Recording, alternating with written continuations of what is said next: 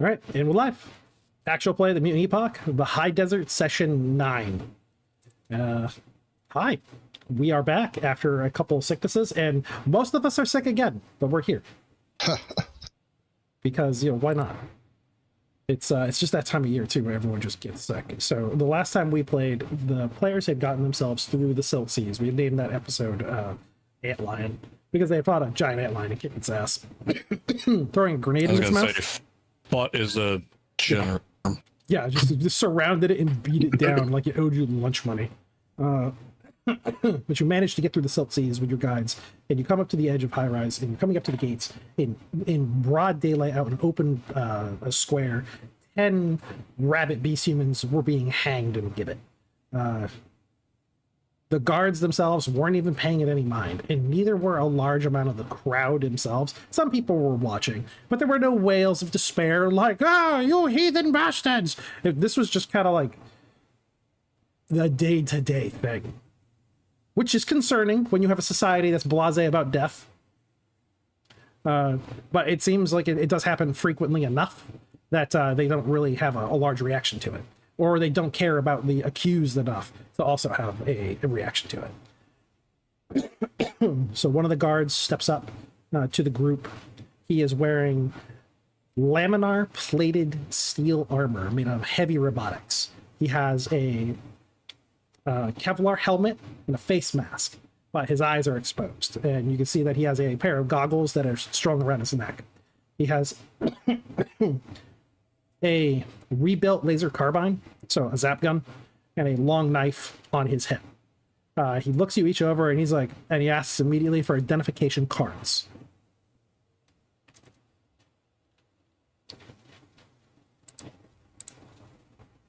Do we have identification cards? No, most of you don't. Only the ones who come from high res do. That's what I thought. I was going to say, sorry about that. Give me a second. Okay, pardon me. So, I was going to say, at this point, Faulty's still not back, but I'm assuming Kit, Roos, and Connor at this time would take their identification cards out and present them to this individual. Okay, so they're a hard plastic with a reinforced metal in the back of it, and it's been laser etched in with all your pertinent information. It's in a QR code, though, so you can't really read it. Along with a graphic of your face and what it looked like when you got the image done.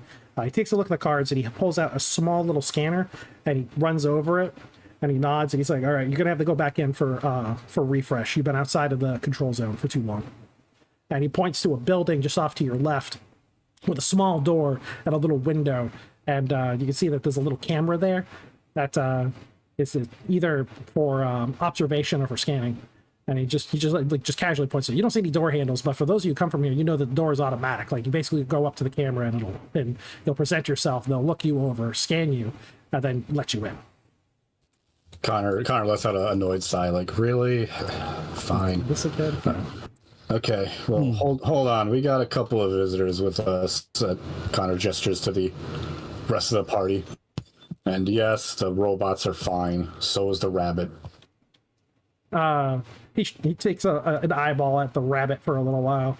As long as you say so. And then looks over at the other people, at some of the robots, and he notices Iliad in the back, along with the well-equipped Cinder. Cinder, describe yourself.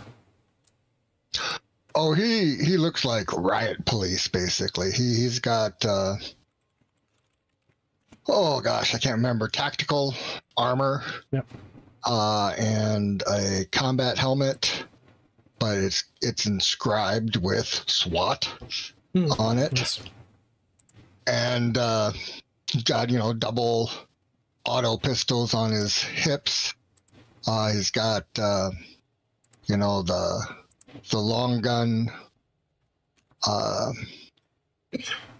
rebuilt thing. Yep. And then he's got one of those long man catcher pole things strapped on his back as well. But that's about it. I mean, he has like a gas mask and things like that. So, so the man catcher really IDs you as a bounty hunter, and yep. And so when he sees that, he looks you up. He's like, "You got your bounty hunter ID?" And I say to him, I'm not affiliated. Nods. Any other affiliated bounty hunters here? Ronan squeaks up. So is Roos. Bloop, bloop, bloop, bloop. And he holds out his hand for your ID cards, because those are would have been issued out of Greywater. Yep. Ronan takes his off of his neck, hands it to him. And so So is Roos, I guess. Yeah, Faulty's so- MIA. yeah, so he takes it and he scans it with his little ID reader, and it's a list of like who you've taken in, what if you have any outstanding warrants against you that haven't been resolved, if you have like any like customer complaints or concerns from any settlements that you've been in, and he pops them as all clean. He's like, all right, blood work good. All right, go ahead. Building off to the left, get yourself scanned in one at a time. All right, undeclared. As he's looking across the group, and that would be like Red Rum and Sure. the And Rabbit. Cinder. Yeah. Well, Yeah, and Cinder, and too. Rabbit. Yeah, definitely Cinder. Yep. So, yep, undeclared. All right. So you have any high explosives on you? Flammables? I don't think so. Let me check my inventory. So what are a the, grenade would be a high explosive device. I Classic have one, explosives. What's I think I have for a one launcher? archaic Scout. grenade left. I had two and I used one, so I have one archaic grenade left. It's like, all right, you'll have to declare any explosives you have and keep them. Like, you're allowed to retain your firearms, but they're going to be registered along with a photograph and like with you and what equipment you have. They're not going to seize Sure. your equipment because the other guy. Because who's vouching for Cinder? The bounty hunters can vouch for him, and so can the citizens. Connor was kind of just vouching for everyone there. Okay, so he'll vouch. So with a voucher, you're allowed to retain your explosives and your firearms, but you're not allowed to go into Okay. any. He explains you're with those items, you're going to get a limited access identification card, so you won't be allowed into like factory districts unless you surrender the explosives. I am here. Surrender the one Hey, Faulty. explosive I have. No, he's like at their like at a officer's checkpoint when you're inside high rise. Oh, got He's it. like, you're allowed to have it on you right now. Got it. Yeah, they don't. You can see the tiny buildings that are near you along there, kind of like built into this wall structure. They probably just don't have the capacity to hold on to a bunch of stuff and keep track Sure. of it. And if they don't have any incidents on the inside, then and it's not like Overpass where you have three factions constantly trying to murder one another. Right. It's a little bit more laissez-faire. So after that, you are brought over to this small room. Each of you, one at a time, are let into a tiny little gray chamber with a robot who's wearing a white smock, and he has one large central lens, and he has a one jack that goes to a small box for reading surface level data for synthetics, and he also has a DNA scanner that literally just goes over your skin, and you feel like a slight amount of pressure as it takes a sample from an auto injector, and then it just runs your DNA. So with that done, the clone is scanned in and registered, and you're given a temporary plastic ID badge with Yeah. So the thing with your paperwork and anything that you have going on with you notice that on your DNA profile they get back to you, you have a mutation deviation. The hell? Look So it over. you are a deviant from your clone strain. Explain your violent outbursts. Makes sense. So it's just like a formality. He just hands it back over to you, doctor patient It's a privilege. weird way of saying free will, but all right.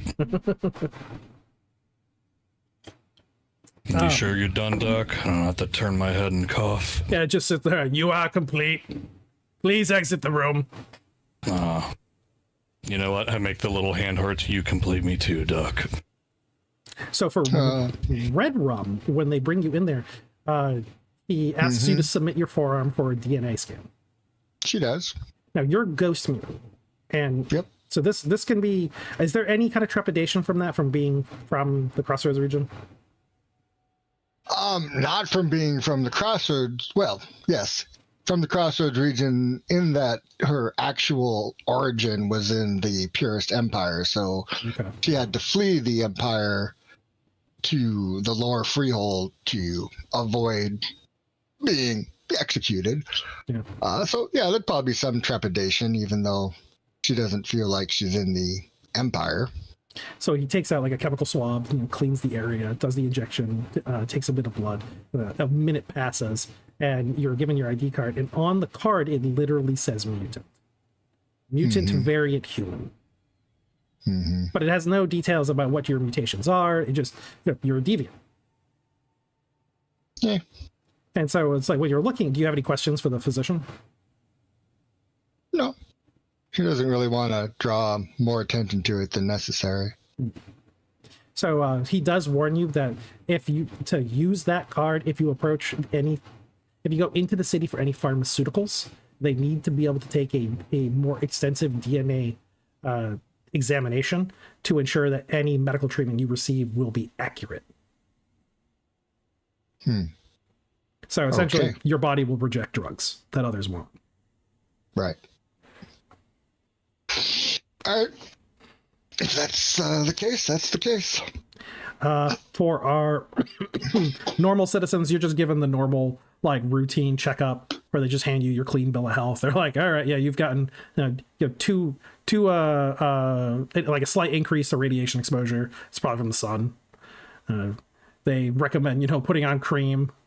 They offer to sell it to you for sunburns and abrasions. For the beast human rabbit, how do you feel about going to a closed box room with a giant robot that wants your blood? That's got some history, but Yeah, right. it's only one way in.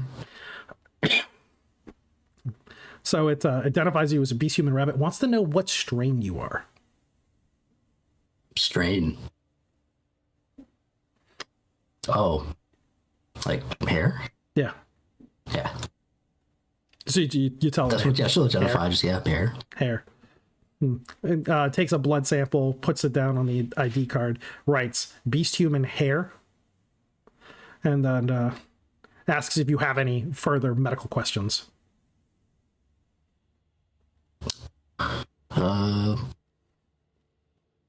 No, I don't think we're all good. Right. So it does give you the same warning it gave to Red Rum with a caveat that it is likely that any pharmaceutical aids that you receive in high rise will not be able to treat you.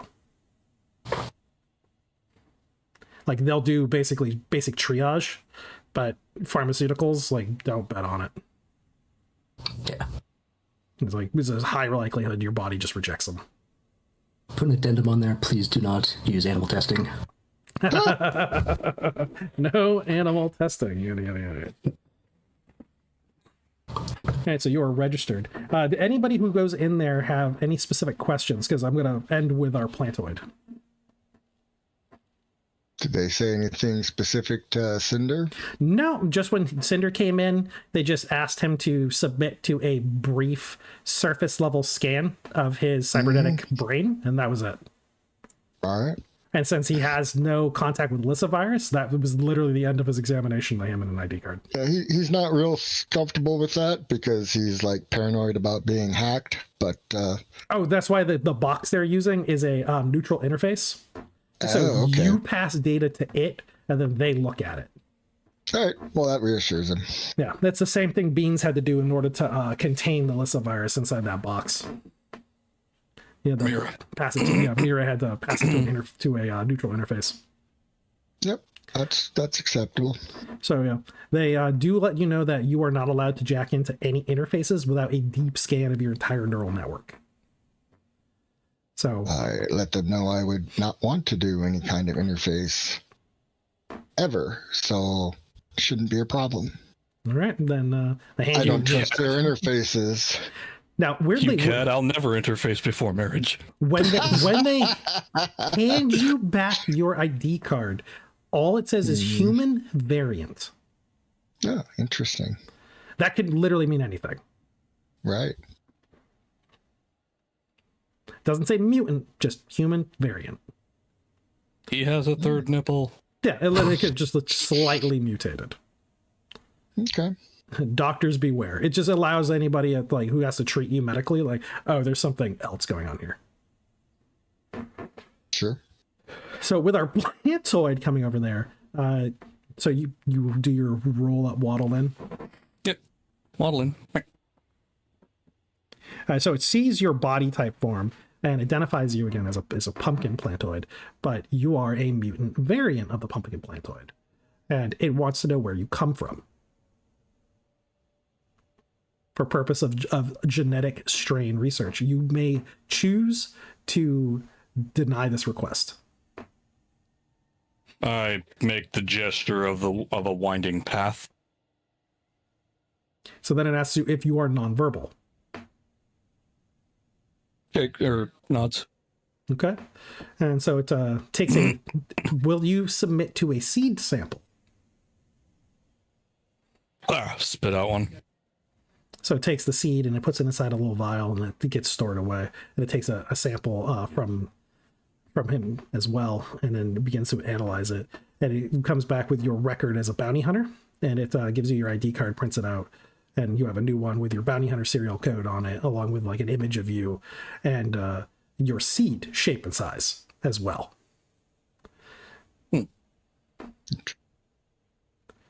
Happy pumpkin noises, Ronan.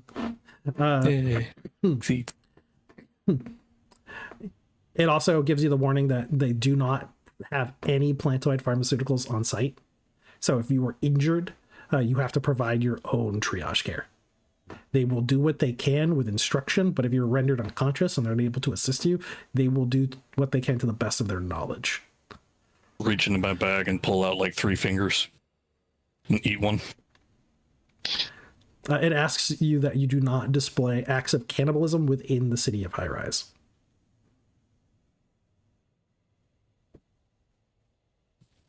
Tilts head quizzitively. Are they his fingers or someone else's? It's more akin to Ronan doesn't understand. Like, are there other pumpkins here? So the robot takes All this the cannibalism. robot kind of takes your meaning, and it points to your genetic scan. You are part human. Gives thumbs up. And that's all it gives you. That's all it does to you after it gives you your ID card. If you have nothing else for it. Walk off. Like, just waddle past him. All right, so the guard who's looking kind of bored, he's already looking past your group because you guys have like not really proven to be any kind of threat. He's looking out into the silt seas, but beyond, seeing if there's anything coming through. And he just gives you the spiel of like, all right, so curfew is at 10 o'clock. That's when the lights switch over. You're allowed to have access to the common grounds at all hours of the day within the bazaar district. You're not allowed access to the second and third floors. Those are restricted to citizen access only.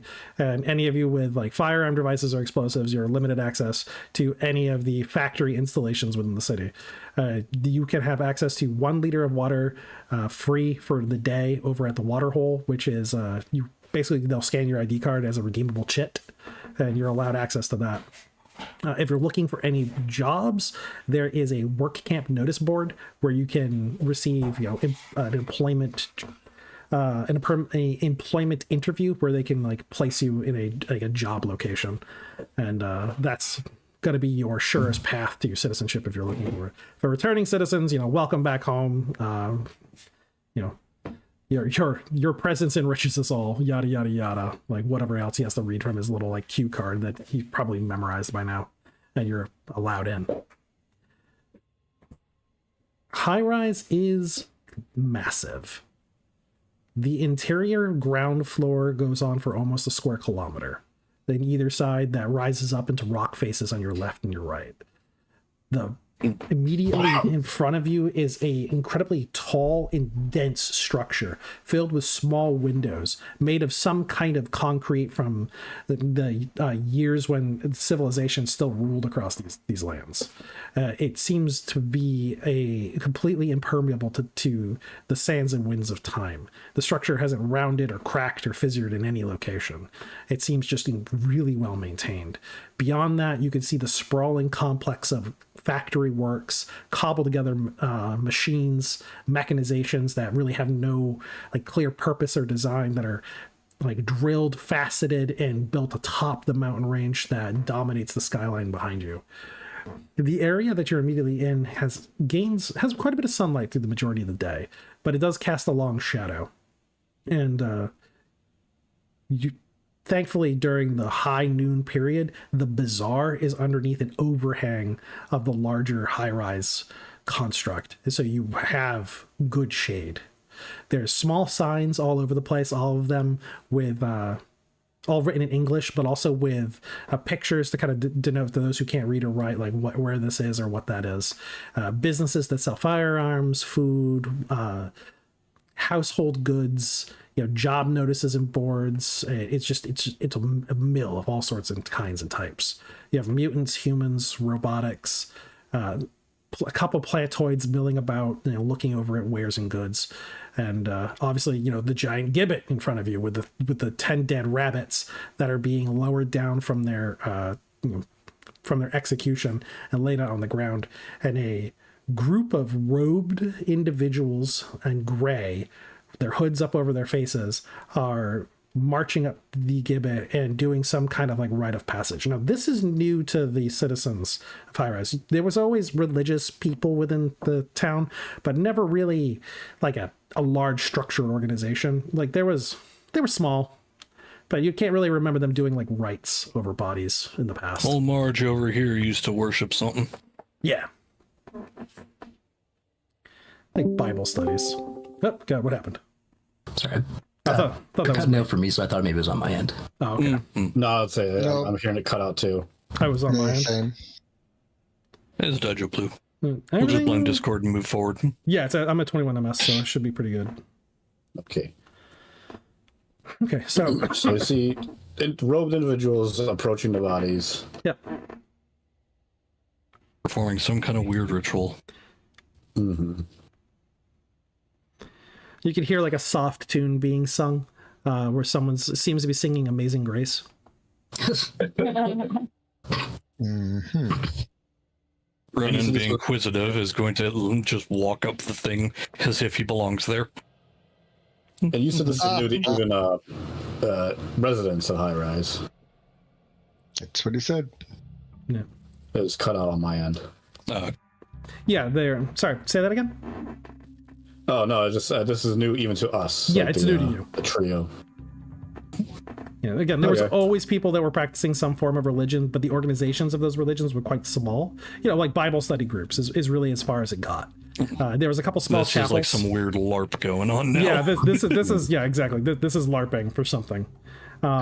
They're gathered around the bodies, and the guards are not minding it at all. They're kind of like standing off to the side and allowing them to go through these like kind of like ritualistic rites over the dead. They're giving them their time. There's a coroner who's nearby who's just kind of like looking at his watch, like, all right, I want to get this over with. Looking Ronan's around, gonna pull the coroner's coat, yeah, and coroner point like, at the rabbit, and then point at his stomach. the coroner shakes his head.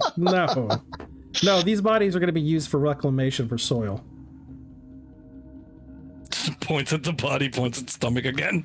No, not as a plantoid. Sad pumpkin noise. First, we need to check them for any kind of parasites or disease, and then we need to be able to process the bodies for the nutrients they contain. All right. So Points at the singing person, points at stomach. He chuckles. Well, that one I could probably allow. Happy pumpkin Oh! noise. at this point, Connor approaches the coroner as well. He And, looks up and takes a look at you, just kind of briefly. Just pans over across the top of your head and looks you up and down. Just fresh out of the desert. Very. What's with that? Connor will also gesture to the singing group. Oh, them? Yeah. Yes. Some kind of... Well, they've always been around in smaller bits and pieces. It's a cult of some kind. Fairly harmless. Peace, love, and all get together and happiness and the great beyond nirvana. I've heard these things thousands of times before. History's littered with them. This one seems to actually be gaining some traction, though. He points to a taller man amongst the group who pulls back his hood, and he's a goat beast human with 6 shaved horns that crown his head, and he's kneeling down towards one of the deceased, and he like takes the bag like off their head.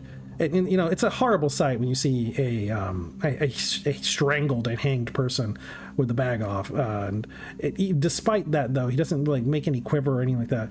He just places either his hands on either side of the face, and he gives it a kiss to the top of the head ritualistically, and then you know, reshrouds the body before he proceeds to the next one and performs the same act.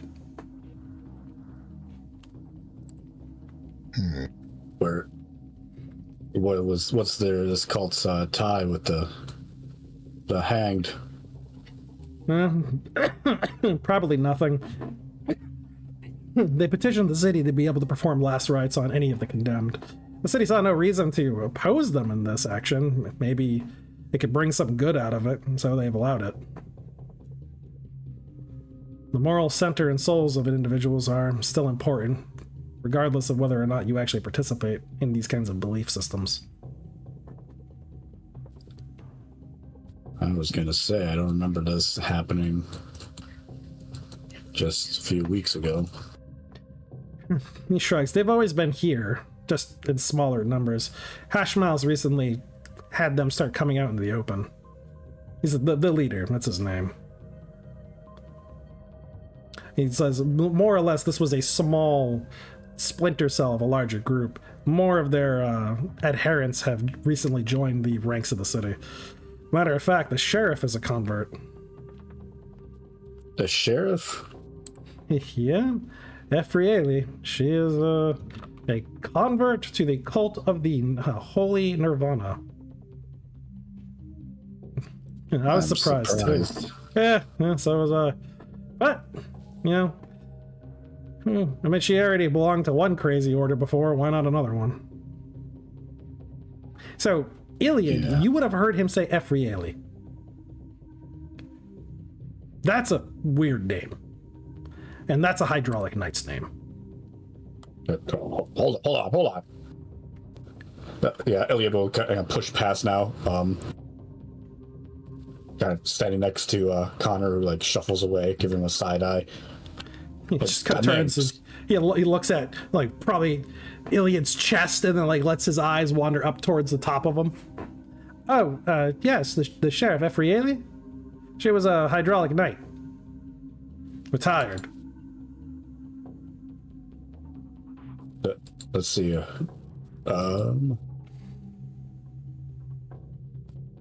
She's the cyborg Medusa. Right. Yeah, I'm trying to see what this would count as Iliad having to roll to see if he remembers that from beforehand, because he has a hard time remembering things. Yeah. The name triggered something. A grainy image in the back of his mind of a youthful woman who had been found in the desert, brutalized, but her hands with leather thongs wrapped around the neck of a slaver, where she had strangled him to death.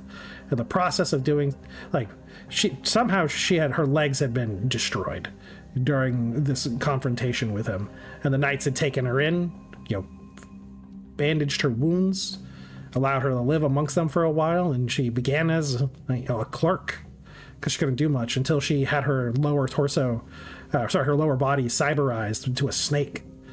And then she began fighting and learning and picking up on able to defend herself. And she eventually earned the title of a Hydraulic Knight and a very incredibly good fencer.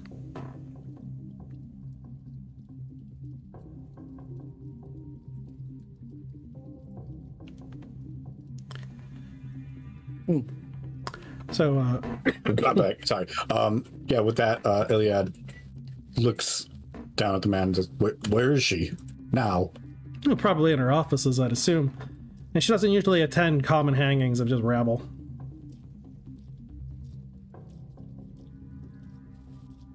So, with that, Kit is Faulty here? Yeah. Okay. So, Kit, I don't know exactly what your character's doing right now during this back and forth. You kind of milling about. I mean, this is your hometown. Yeah. Just gonna hang him. So as you're just kind of hanging around, enjoying the sights and scenes, you back up into somebody who stumbles. It was a large body, and it's like, hey, watch where you... Oh, God, why? And you are face to face with a childhood, well, we'll put in quotations, friend named Kent. He is a large, wide man, heavily muscled. Basically, even his brain probably has muscles. Square-chinned, blonde, crew-cut hair. And he looks and he turns like, oh, God, why are you back? Howdy. Yeah, so Kit has never really, like, grown on you. He mocks it up a lot that he doesn't like you, but he has like names for you, things that he calls you, like, you know, rat chaser, rabbit runner, hopper lover. He's like, oh God, if you're here, wait a minute, where's my best buddy?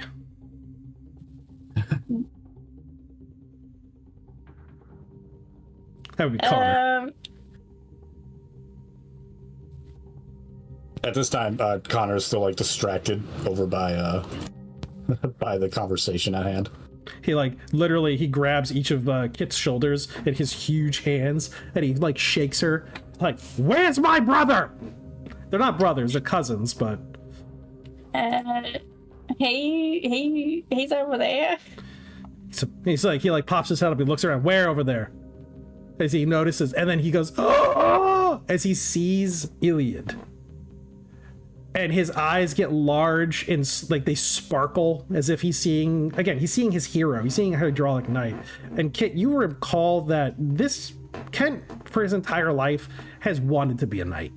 Like that's all he ever talked about when you were kids, is how he was going to be the knight captain of the hydraulic knights. He was going to, despite the fact that when you were kids, the hydraulic knights were destroyed. He's like, nope, that's what I'm going to do. I'm going to refound the order. I'm going to become a hydraulic knight. And all he did throughout your adolescence was work out, strength training, to get stronger.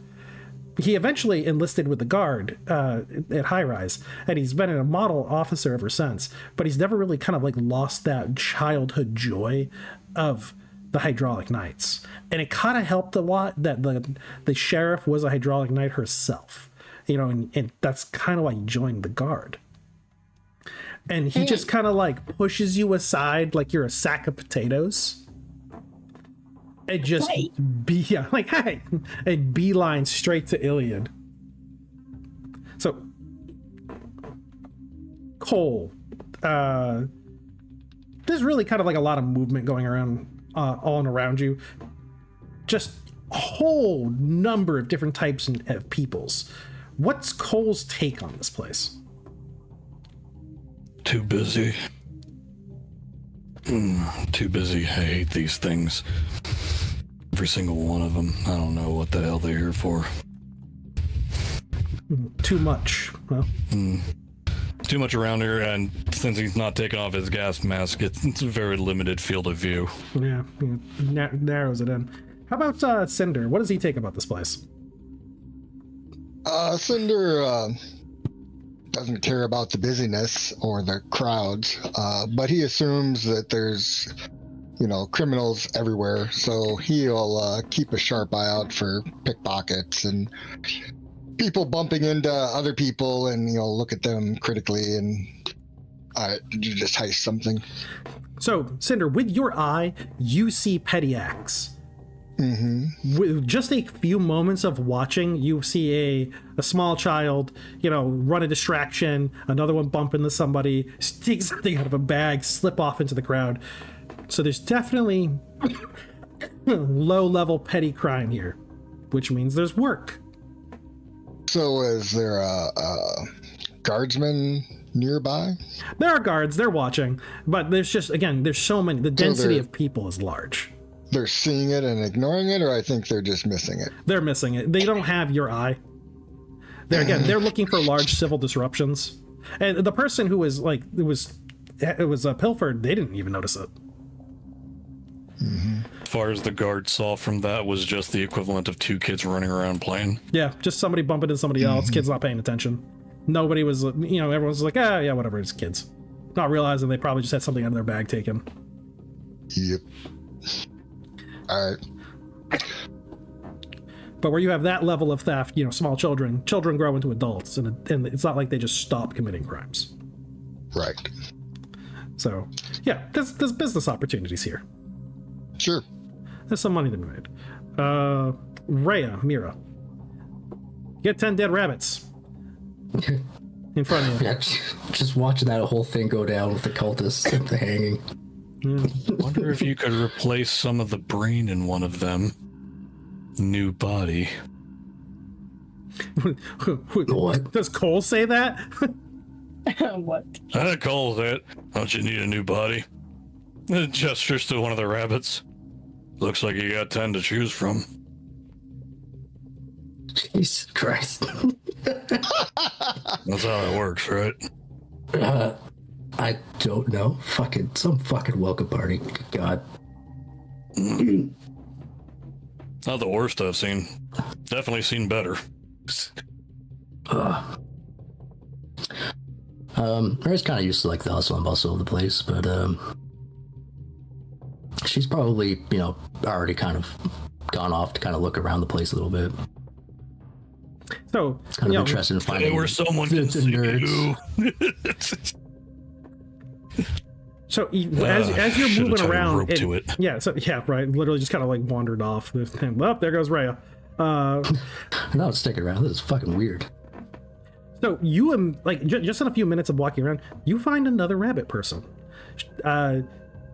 She's in front of a vendor that has like a blanket rolled out on the ground, and he's going through items, and they're haggling over the price of what seems to be some kind of control circuit.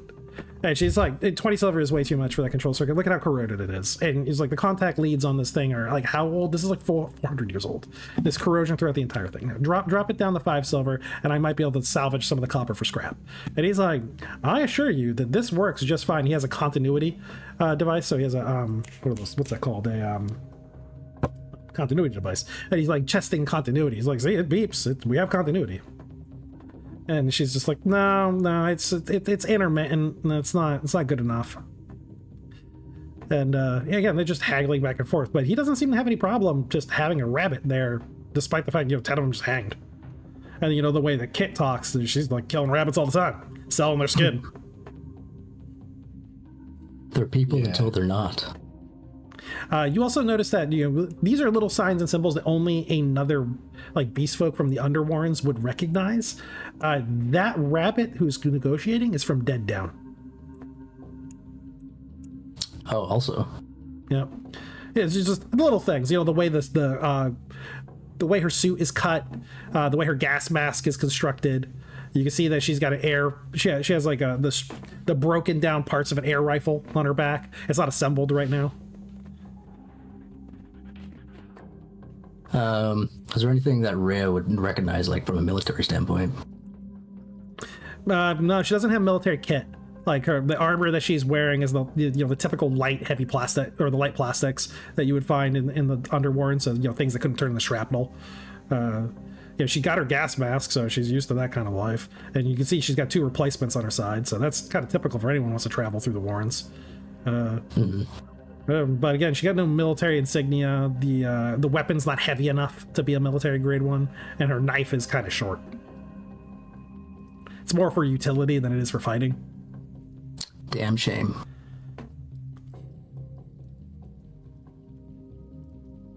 Are you carrying any Dead Downer equipment, or are you, for the most part, like uplanded? Well, she's got her jacket, which she still wears all of her insignia on it. Okay. She's pretty blasé about that.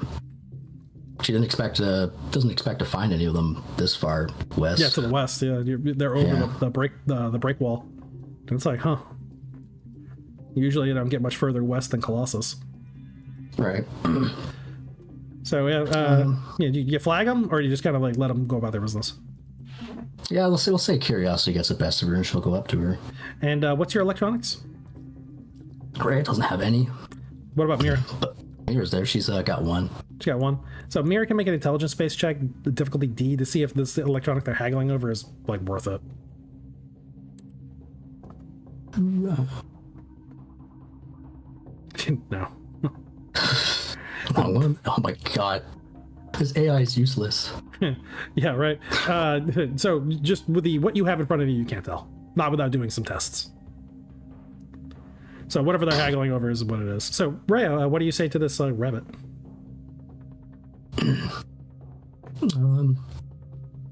She'll just cut right to it. So you're from New Home, huh? Or Dead Down, as they call it. Yeah, up here they would. So she's like freezes in the minute of like as the guy is about to settle on 7, and one of her eyes rolls back in her head. And she looks at you. She's like, "Oh shit! Yep, 7? Yep, no, hey, we said 7." As she like takes out 7 small coins and hands them over, and you can see the guy's going like, "Oh, you're robbing me, taking food out of my kids' mouths." As he like puts it in her bag and writes her up a small little plastic receipt, and she's like, nope, scan the card. And he's like, okay, I didn't realize you were a citizen. And he scans it for us for the transaction. And she's like, all right, good. She pockets it back inside a little wallet that she has strung around her neck and tucks it underneath her smock. She comes and she looks at you. All right, sorry about that. Wow, yeah. Yeah, I haven't seen too many of us this far west before. Oh, it's a little hard getting out, isn't it? Well, for some people, I mean, I was born here. It's like, these are my mother's things. And she like picks up her jacket. Kind of grew into them. So you weren't born there. No. I was born a citizen here. Naturalized.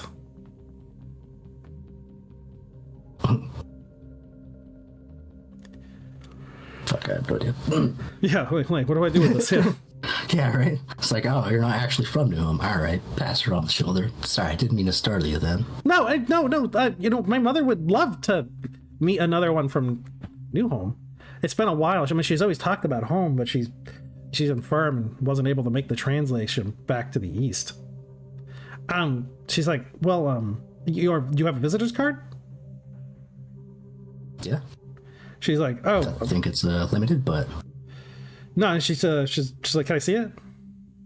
I should hand it over to her. She's like, she takes her card out, and now you realize that there's actually some kind of circuitry in the inside of these cards. As she taps her card to your card, and she's like, that should give you access to floor 1 for an appointment, 6 o'clock.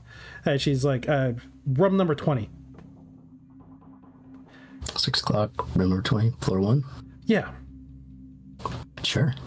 No, it's like, again, she's like, I'm sorry. I mean, this is fucking wild. I just met you and I'm inviting you up for a meal. But I mean, if you're from the east, God, my mother's gonna be insane. Oh, her name is April. My name's Rhea.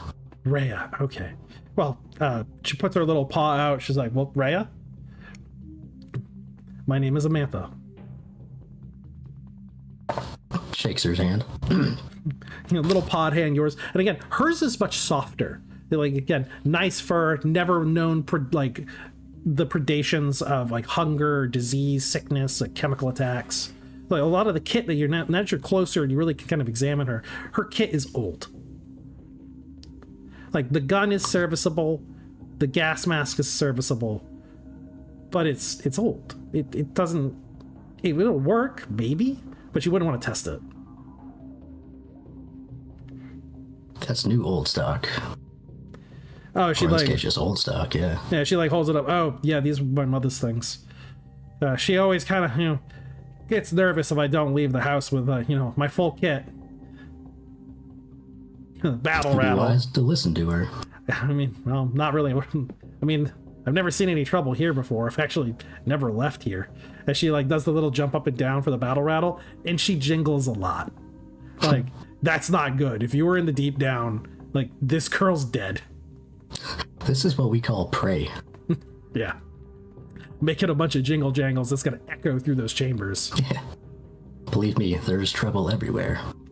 If you don't believe me, just check the gate. Yeah.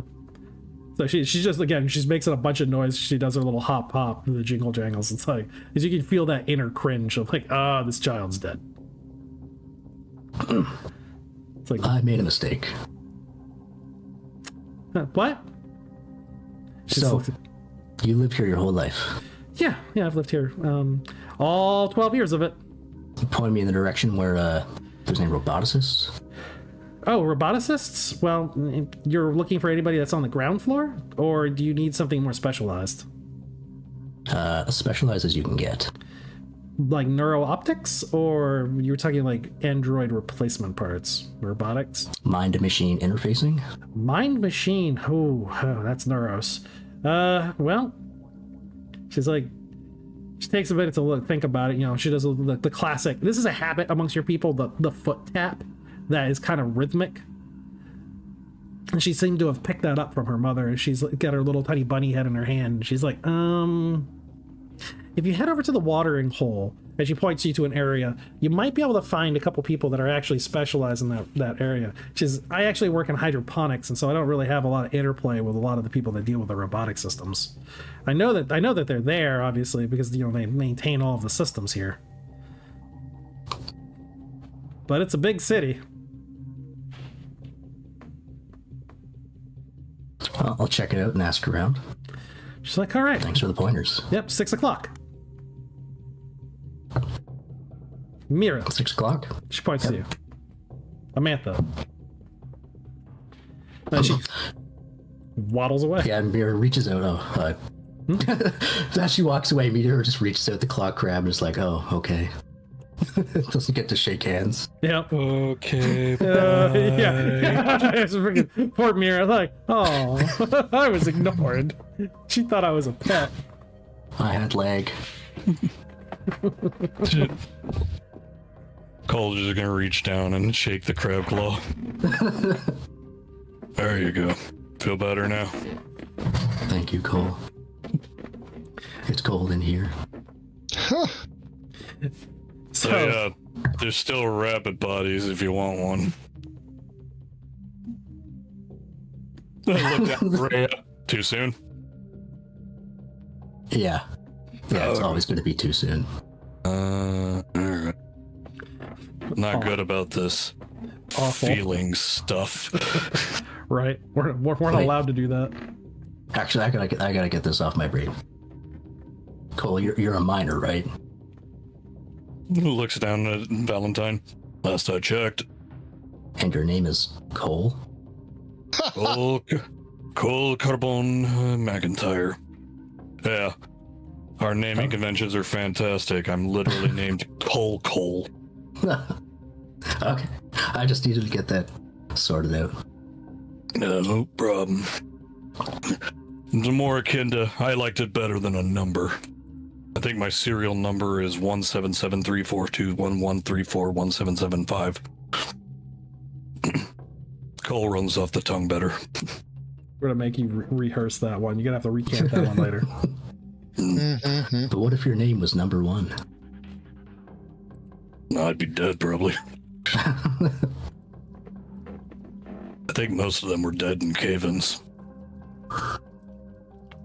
I'm sorry, what were we talking about?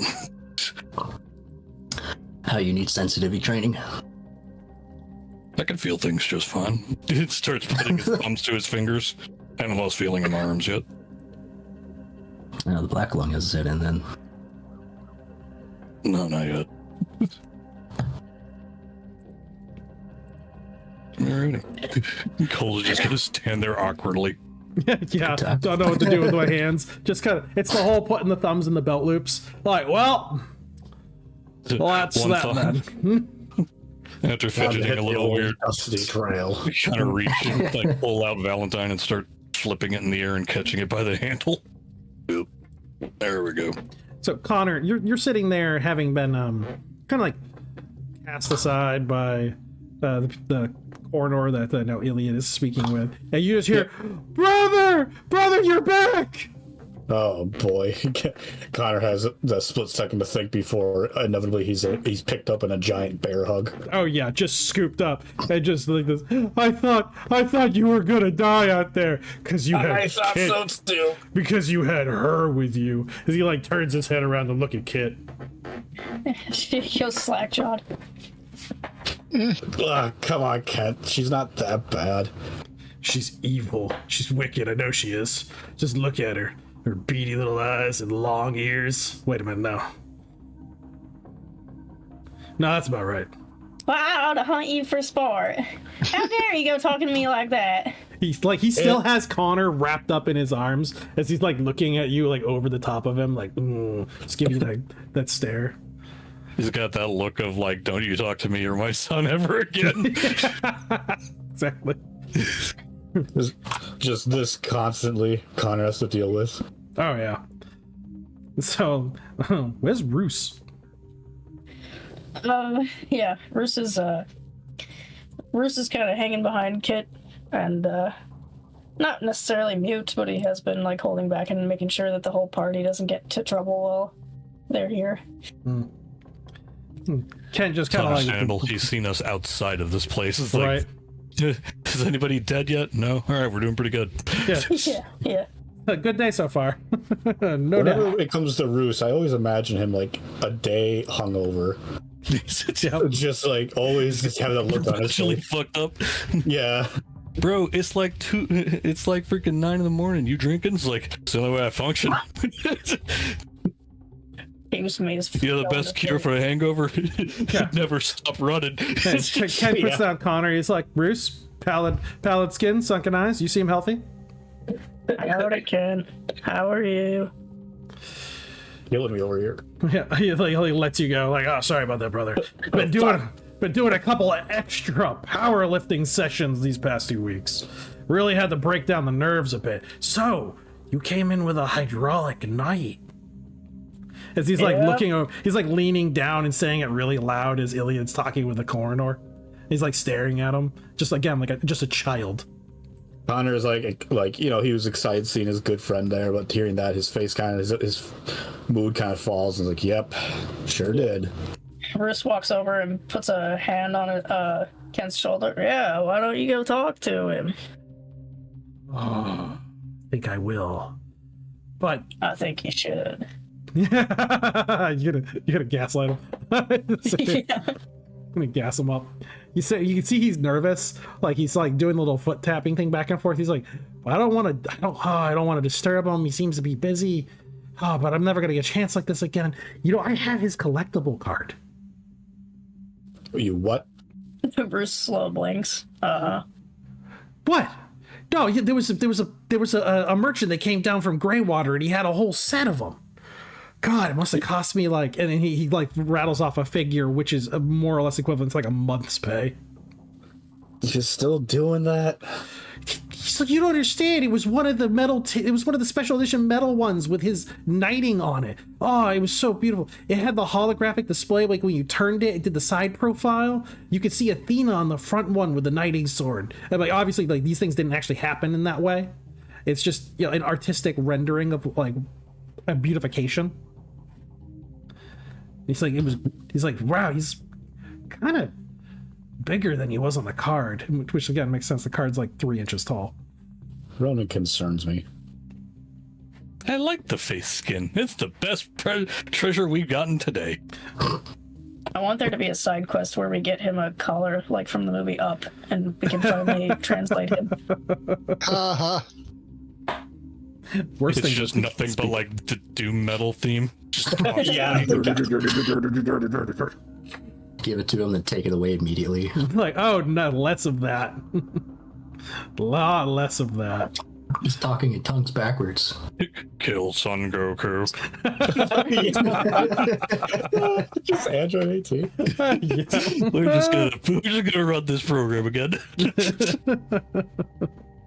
Oh god, fucking DBZA. 16, not 18. 18's the hot one. Second. Yeah, 18 is in fact that. Oh god, I know who you ask. such a great series. So he's sitting there. He's like, okay, so yeah, I'll go do that. I'll go introduce myself to him. Be fine. It'll be fine. Hold on, Ken. Can I see that card? No, I'm gonna have it back in the house. I don't take them out here. I have them in special plastic made sleeves inside a book. God, what's wrong with you? Oh my god. You're sure Connor you just don't pokes carry his that nose. around? I mean, I do carry one of them around, but that one's secret. Not for your eyes, Kit. Never for your eyes. She just glares. He Might like get he like hair all over it. like yeah, you might get blood and feces on it. As he like opens up the collar of his shirt. Again, he's wearing battle armor, and he's got the black tank top on just underneath it that barely fits him, stretching over just the massive bulk of his muscles. And you can see he has a metal chain on his neck, and he like begins to take the card out, and he like covers it so can't see it, and he shows it. He's like, "This is my prized possession." Connor, you've seen this card so many times. Like, I could kill you. you could try. Like, I again, could. like Connor, you've seen this thing more times than you You count. try, Yeah, but you wouldn't. you won't be able to do it because you're dumb. I only don't because that would really upset Connor. And my mom, your mom. Yeah, well, you look Connor. what? Connor's just trying to focus on the card as they're arguing. He like takes it out and he like shows you a peek of it, and it's a it's like a special edition like bikini version of the current sheriff. Oh, the current. He's like, Connor, the memory "You kind of can rolls never back. know." Connor, the memories of that kind of roll back into Connor's mind as he's just like kind of tucks it back into his shirt and just pats it like, yeah, we shouldn't take that one out. No, could you imagine if she found out I kept that there? That'd be a dead man. She'd kill you. Wait a minute, you Whoever saw you're it? talking, He's whoever you're "You've been talking about." You've been spying on me. I knew it. Maybe. Oh, I swear, Connor, someday you got to get rid of her. Just push her into the salt sea. You'll never see her again. I resent Bruce that. slowly begins to walk towards Kent. I didn't mean it, Roos. Why don't you go talk to that knight? Roos, I'm on duty. I'm on duty right now. Please, not right now, Roos. I think you should. Ooh. Okay, so apparently Kent's a little afraid of Roos. I love that. Yeah. Oh yeah, he's And ugly. now he has like a brand new like face scar too to like add to his fear. Like, oh, okay. Woo. All right, let's try this. And he stalks over. He's really stiff-limbed. And like, he stands like at attention in front of the coroner and Iliad, and the coroner's just chatting with Iliad over just whatever they were speaking about. And he just kind of stops and looks at Kent. Can we help you, son? Iliad's eyes kind of just like pan over too. He does. And again, this is a uniformed military officer. He's a non-commissioned officer. You can tell he has sergeant bars on his arm. And like, what could this military officer want with you? He seems Is that a very problem? rigid. No, sir, knight, there is no problem. I would like to shake your hand. Is he like stiffly extends his arm at a 90-degree angle? Oh, well, of course. Iliad reaches his hand out and just will like take the hand and give him a firm shake. Yeah, if you can feel sensation through your own limbs, I don't know if you can. It's sweaty. No. It's okay. It's slick though. Like there's a lot of precipitation there. Iliad pulls his hand back and looks at it, and then just kind of like wipes it off on his like leg. Whereas like Kent's staring at his own hand, like, did it? And he's like, "Thank you, sir. I have always admired you. I have all of your special edition cards." Cards. And I would beg, if you are staying in the town, to stay at my house with my family. Oh, well, Connor just kind of like, not Connor, Iliad takes a moment, he's obviously trying to be very polite. So he's just nods like, of course, that's very kind. I don't require much in the means of food, but I'm always happy to meet those who admire the Order of the Hydraulic Knights. It was, and he's like, "Thank you, sir. It was always my dream to be a knight." Was it now? Yes, and you can see the ardor in his eyes, and his he begins just to relax. It's the nerd coming out, like that autistic focus, and if you don't stop him, you're gonna find out a lot about like what that focus was. It's like when somebody enters the chat, they're like, "Let's talk about lizards." Like, you're gonna learn a lot about all the lizards today. That's that person's obsession. And he just he begins rattling off if you don't stop him. As he starts, Ilya picks up, like, this is gonna go on for a while if I don't interject. So he just holds up his hand, his normal hand, and goes on to say, that can wait. I'd be interested in discussing your curiosity with becoming a knight. But for now, I actually need a favor from you. You might have just launched him into the stars with that comment. Like, you can literally see stars forming in his eyes. It's it's a jukebox. Yeah, it's a jukebox hero. Ilya tries to snap his fingers, but he can't really because his fingers were never designed to, like, make that motion. Yes, sir. snap Question. noise. I have answers. And the moment he says, I have answers, a female voice from behind him just says, a tad hot. And he immediately snaps into a, attention position. And his eyes almost go blank. And a 50-year-old attractive woman with a lower half-body cyberized snake weaves her way through the crowd as she snakes one of her long-fingered hands up on his shoulder. At ease, Sergeant. As she looks at Iliad over across the top. Hello, old comrade. Bad sister. As she looks at Kent, taps him on the shoulder. Back to your post, soldier. I'll take care of the night. As he turns, yes, Captain! He gives her a sharp salute, and it just immediately trots away back to his position where he was actually supposed to be, like, observing this, the religious group that was moving about with the bodies. She gives you a small smile, and she looks about the crowd of people. Interesting crowd of people you have with you. I, travel with all sorts in this time. Yeah, It's been some time since I've seen other hydraulic knights, and now it seems my cup is flowing over with old memories. well, I mean, that's not too shocking. We all heard you were dead. Is that so? Well, no one could find your body after the Battle of Bittertoe, so what's the best assumption?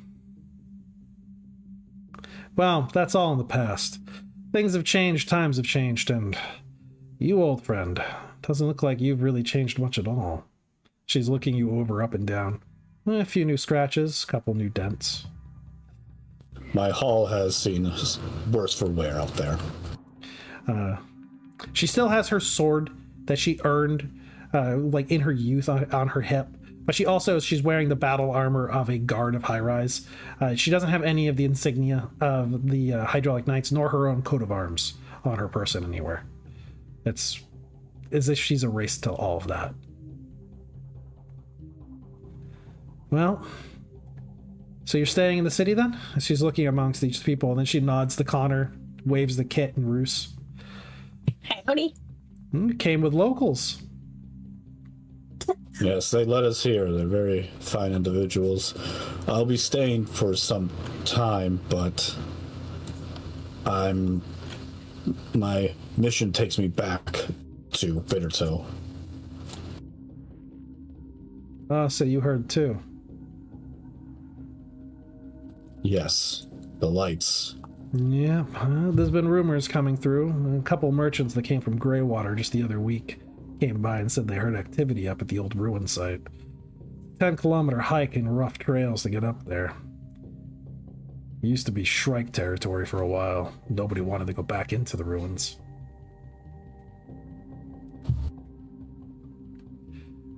We ran into some shrikes on the way here. Did you? That's unlucky. I think they're making another nest. Well, yeah, where at? As her eyes narrow and she looks at you. Because that's, big security concern. Where's our theory? Was it H6? H6, yeah. The sector the locals call H6. She knows that, she immediately knows what you mean. Copper dust. Poor bastards. We got some transmissions that came through off of atmospheric bounce from copper dust. They were highly garbled, though. Said that we should be expecting some individuals, so I assume that's what they meant with you guys. Well, If you think they can take it? Potentially. We are, part of our quest entails dealing with the strikes. If we're hoping to stop the formation of a queen. A factory queen would be a real problem in the area. Spawn off a bunch of new younger queens. Send them all over the damn place. So I guess you're after guns then. Indeed. We head to 86 after I investigate Bittertoe. Ooh, you're not going for small guns then. Not at all. Very big guns. Oh, that must you must think there's a queen there already. There's been quite a few. Oh, damn. 86. You gonna need the satellite relay to be able to speak to them? Let them know? If we could use that, that would actually be a great help. For an old companion, I'll make it happen.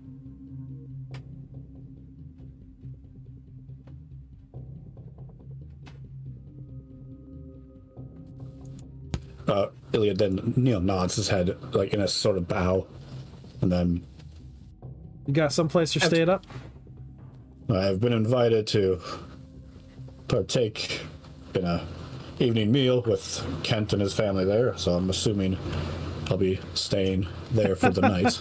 And you know, he has a card of me in a bikini that someone painted years ago. He keeps it under his armor.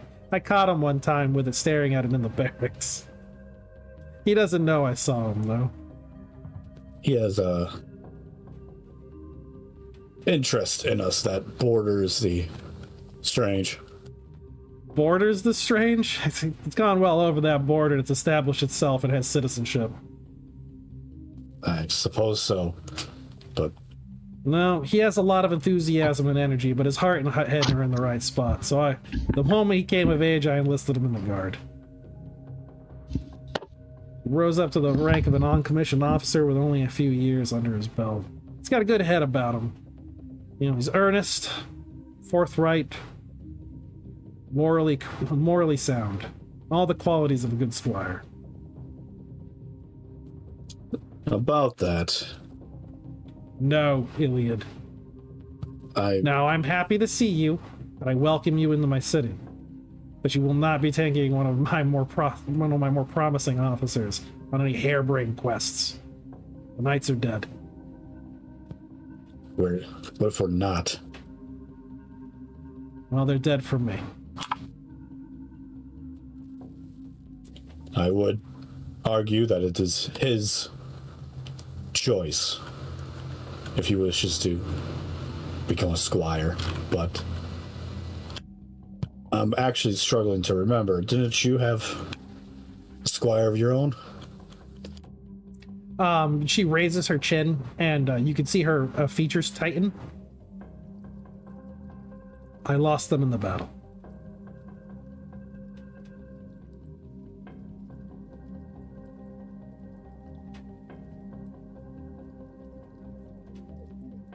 So that still hurts. I'm sorry to hear that. We lost a lot there, Iliad. There's really no going back. What's done is done.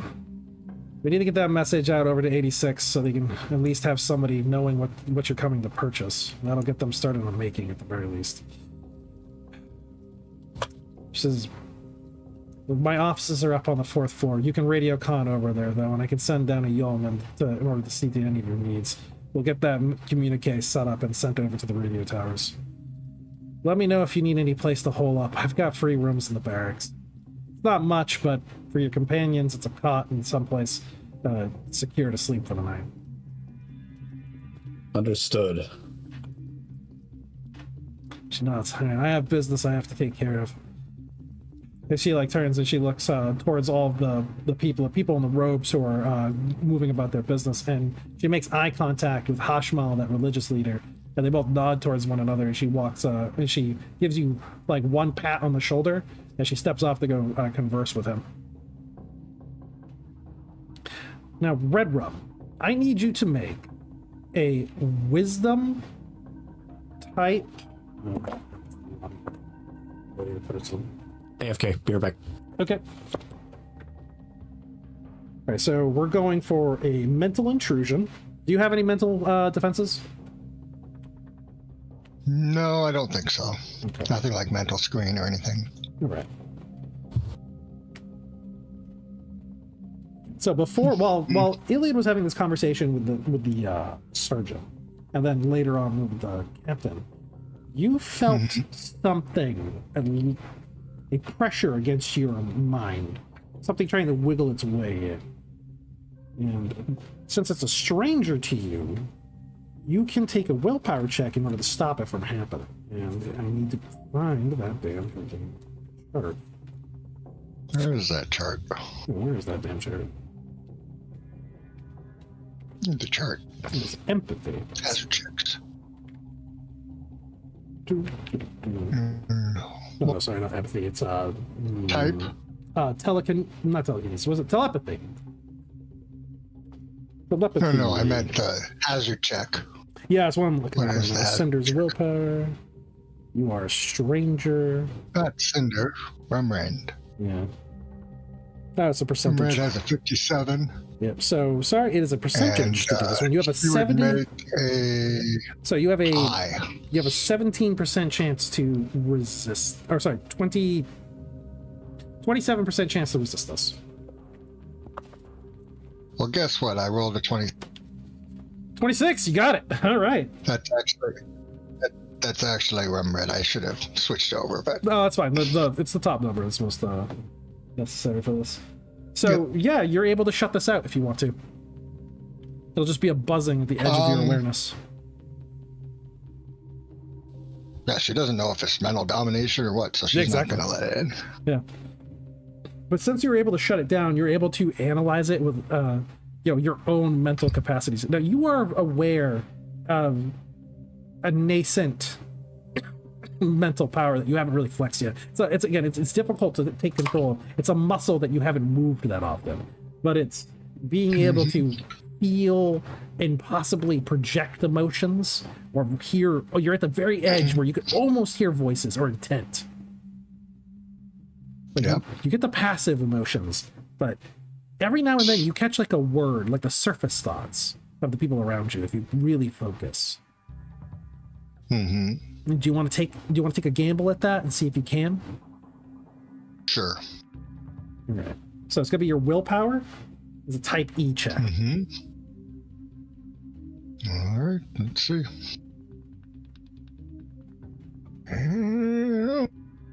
Maybe. 53 out of 57. I don't know. Where's the chart? I just had it.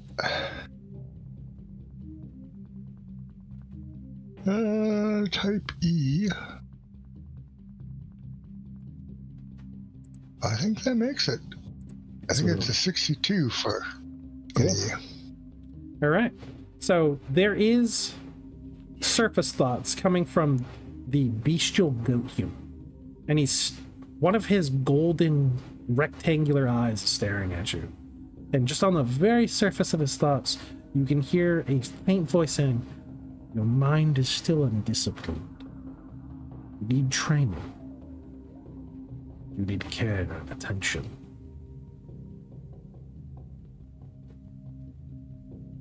She squints one eye at him and looks at him with the other eye. Got like a, I don't know you look. He tilts his head, like it does a little head bobble side, like one side to the other, and then his attention's taken up by the sheriff as she's coming forward to converse with him. And he turns and begins to speak with her, but you can still feel like the buzzing of his presence in the distance. But there's also something else underneath it. So you're aware of his presence, but there's a pressure just beneath that. Okay. The only time you felt something like that is like maybe with a pregnant woman. Because there would be that nascent intelligence, that ball of emotions that she was carrying. Yeah. But this is kind of inverted. He's the ball. There's a larger thing behind that. It's not easily shaped in your mind. It has Never a encountered any presence. parasites. I mean, we've got Small ones, but again, they would be small, like a parasitic human or a Right. plantoid hip. right. Like their presence would be the dominant force. Right. Usually, they'd be controlling them.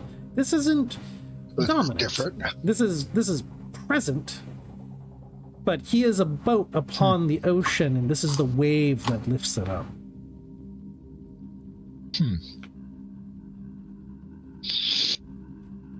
Have I ever encountered anything like a hive mind that might resemble this? Insects, bugs, things with really primitive emotions. Robots don't give off any psionic presence, so that would be the closest Right. thing that really is like a true hive, and like that's intelligent and cogent. Nothing like quite like this. It's not as primitive as insects are. When you feel their tiny little emotions, this has an intelligence that is broader, wider, deeper. Again, like an ocean. It could be a lot of emotions all As at far once. as I know, yeah. As far as I know, nobody else in the party except Ronan has shown any kind of psychic ability. Ronan did an extreme healing. Yep. Mutant punk. She's gonna look for Ronan. Ronan's being a general nuisance. General nuisance. But that's common. Yep. So she'll The equivalent walk of a up to child wherever with Ronan is. a knife. Sure. She'll walk up with what? She'll walk up to wherever Ronan is and kind of lean towards him and say, something's going on here. There's some kind of mind force that goat guy had something to do with it, but it's more than that. Have you felt anything? Ronan tilts his head and does kind of like the equivalent of like putting two fingers to your temples, like the stereotypical like psychic. No. Sure. And then he does a little X with his arms. Like he hasn't felt anything like that. Well, keep a feel out for it. Maybe Yeah. let me know if you sense anything. He snaps to and gives a little salute. See, Ronan is interesting because he seems so capable of understanding the emotions of other people despite his little like chaoses that he likes to stir up. That his mind isn't like other plantoids at all times. Maybe because of his exposure to humans for long periods of time. But you're able to get a better sense of Ronan, maybe just because of your exposure to him. But there's another plantoid walking past that is some kind of desert plant variety, and you almost get nothing from that one. And it's just because their mind is so alien. Sure. But, I mean, there's a presence, but it's just very hard to interpret. Again, a stranger with a new language you've never heard before. Right. You're Or not like a quite bug. sure. Yeah, the cadence of the language is strange. You don't know where words begin and end. And it takes time to kind of like assimilate all that information. Whereas other humans, it's a lot easier. All right. So next person Comrade would like to look for is Rhea and Mira. So probably easy to find them. They dipped away into the market crowd. I'll be AFK. Okay. Mm-hmm. Pretty hard to miss a green rabbit. True. All right. So I'm gonna come up to you. She's not running, but she seems a little bit in a hurry and got a little bit of a worried look on her face, and says, "Say, I think there's people here with mind powers, and they're trying to get into my head." Just like a lady who walks by, looks at you strangely, like, what the fuck? Just keeps walking. Yeah. I'm saying this very quietly. Oh, yeah. I know. I'm kidding. There's brain Looking at a worms piece and of they're junk, everywhere. just like, huh. I have voices in my head. I'm announcing it to the world. Yep. Yeah. There's you not go. happening at all. Own your weirdness. Let that freak flag fly. That's why Ronan keeps drinking out of the face skin. Yeah, that gets him weird looks. Yeah, for sure. We've been here for 10 minutes, Red, and you're already hitting the sauce. Always. It's always on the sauce. You gotta No, get she'll lost. kind of take this semi-seriously, and she'll kind of look at her and be like, oh, what are you talking about? You know how, Mira had to deal with that thing in the box and it almost ate her? She kind of grits her teeth. Yes. It's kind of like that. Something here is like a mind virus. It's like trying to get in my head, and that goat guy, he was part of it, but he was just part of it. There's something bigger than that.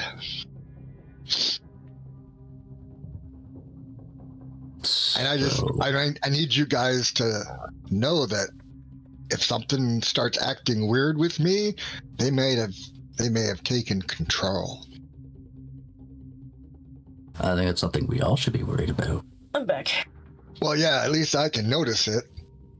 I don't know about you guys. I think I asked know if I Ronan, started hearing Ronan- voices in my head. Well, it might be more subtle than that. But Ronan couldn't feel anything, and I think he's had some power. I saw him heal the roots before. That's a little bit like my power. Actually, this sounds pretty serious, I suppose. Should we maybe get the rest of the group and, Oh, that's what I was thinking, but I kind of look at you as our leader. well, a good leader knows that a group is the strongest. Maybe we should add some goat to the menu. Yep. I have this mental But image you're of the Rhea, guide. thumbs under the suspenders. Yep, leader. Snap. That nobody else might see that, but Rum Red definitely sees Rhea as the leader because of him being, or her being, the guide to bring her into Copper Dust and the High Desert. She'll turn over to one of the merchants and just point at him like, you, give me all of your tinfoil right now. Wait. He's just like looking at it. It's a. I guess it's gonna be like a home good supplier. So you sit there like, all of it. Rum Instead, it turns out leans it's a in and says, food vendor. "That's a Like, myth. That doesn't actually help. It just makes you look stupid." Exactly. So people will be looking at you more, so they probably will want to take you over. Maybe. He's like pulling out sheets of Interesting tinfoil. Enough for about, I don't know, 12 melons. 12 melons, but like medium-sized melons. She looks at Red. Blue on the smaller side. Smaller side, got it. Takes out 12 sheets of tinfoil. All right, that'll be 2 silver. I don't actually have any silver. Red? Well, I don't actually have any silver either. Wait, you don't have any silver? Do What am I I? gonna wrap these nopales with? He has like a bunch of cactuses that he's roasting on a grill. Okay, she'll, I don't think she has lying skill, but so she's probably pretty blatantly lying. But What do you got nonetheless. for? He's like, what do you got for 2 silver? Come on, bunny lady, come on. What's barter?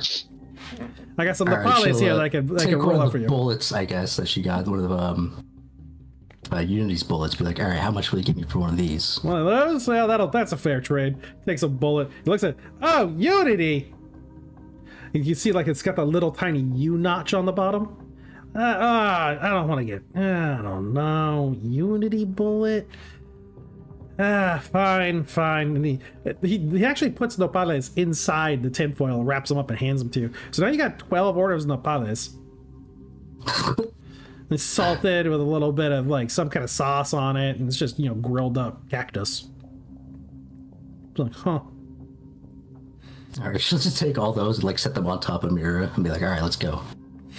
Poor Mira. She'll keep them warm. Yeah. Right.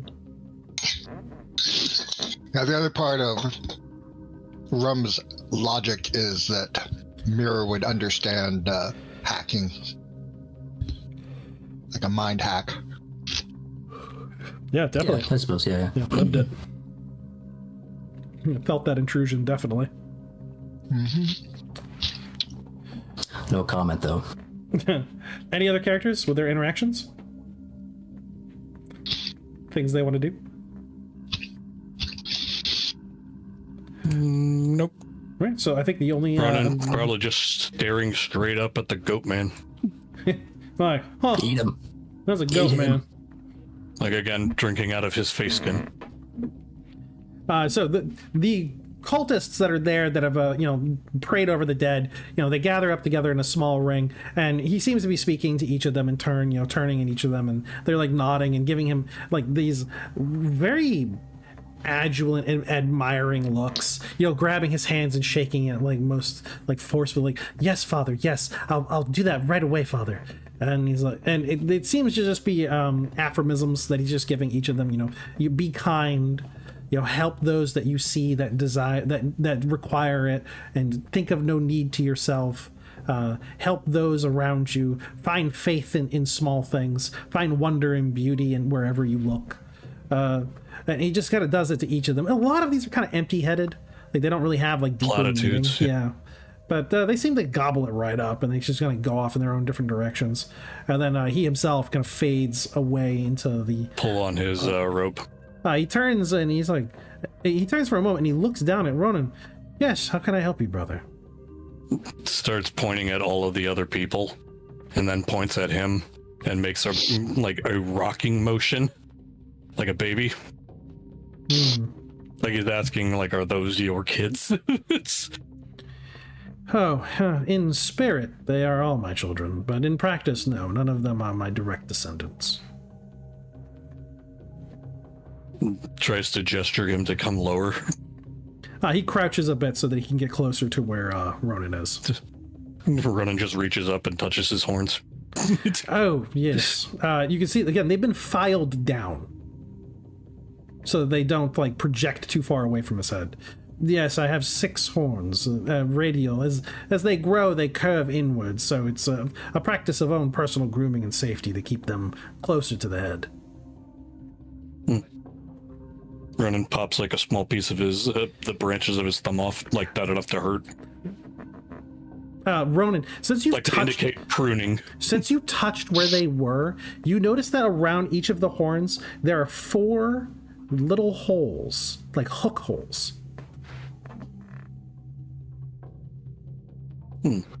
Stick one of my vines in it. It doesn't go very deep. And he's like, oh, no, please. Those are quite sensitive. Back, sorry about that. Nods. Rum runs out of her burqa. Spits out a few pumpkin seeds and guts and hands it to him. Okay, so when you're talking with Ronan, you can see that Hashmal's eyes drift over to look at Rumred. Looking over at Rum. And she's like disrobing out of her burqa, showing herself off to the world around her. And he locks his eyes on I her. didn't say that. Yeah, She's not like posing showing it and off. No, doing a of course not. striptease. That's how you can see though. You've been around humans. I understand what human attraction is. Yeah, you've seen hunger before in eyes. But you don't know if that's... But again, that hunger it's unsettling. It's not carnal. This is like a predator. Yeah. You recognize that look. Tie my vines a little closer together on my hand and slap back of his hand. Woohoo! Oh, did I take my attention off of you for too long? I'm so sorry. I point at Rum and the rest of group and make the rocking motion. Oh, they're your children. Nods. Well, very well then. Throwing his cloak back a little bit and resting his arm on the hilt of his sword. Take care of that one. She is special. Though I don't believe she fully understands how special she is. He gives a gesture of points at him, points at her, and then makes a wide berth indication. Meaning you keep a wide berth from her. A protective father, defending his young. Yes, I understand completely. I am protective of my own children. Gives a little, nod. Do not And walks worry. away. As he, stands up and he says to Ronan's back, do not worry, friend. I will mean no harm to your daughter. And he just kind of drifts away into the crowds. Walks back. So as he kind of vanishes into the crowds, that presence that you were feeling, a pressure around your mind, goes with him. It faded? For rum? You said it faded? Yeah. Okay. Sorry, my hearing is a little shot. Yeah, I wasn't sure if it was just me. So I went with inferring, and I figured I'd reconfirm just in case. Yep. Unrelated, the audio does go through in the stream. Yeah, that's what I heard. Nice. She does unhunch a little bit. She was kind of feeling, the pressure. Subconsciously clenching. Yeah, but she stands a little taller, a little straighter, a little more relaxed, and she's kind of looking around defiantly, like daring somebody to hassle her for looking the way she does.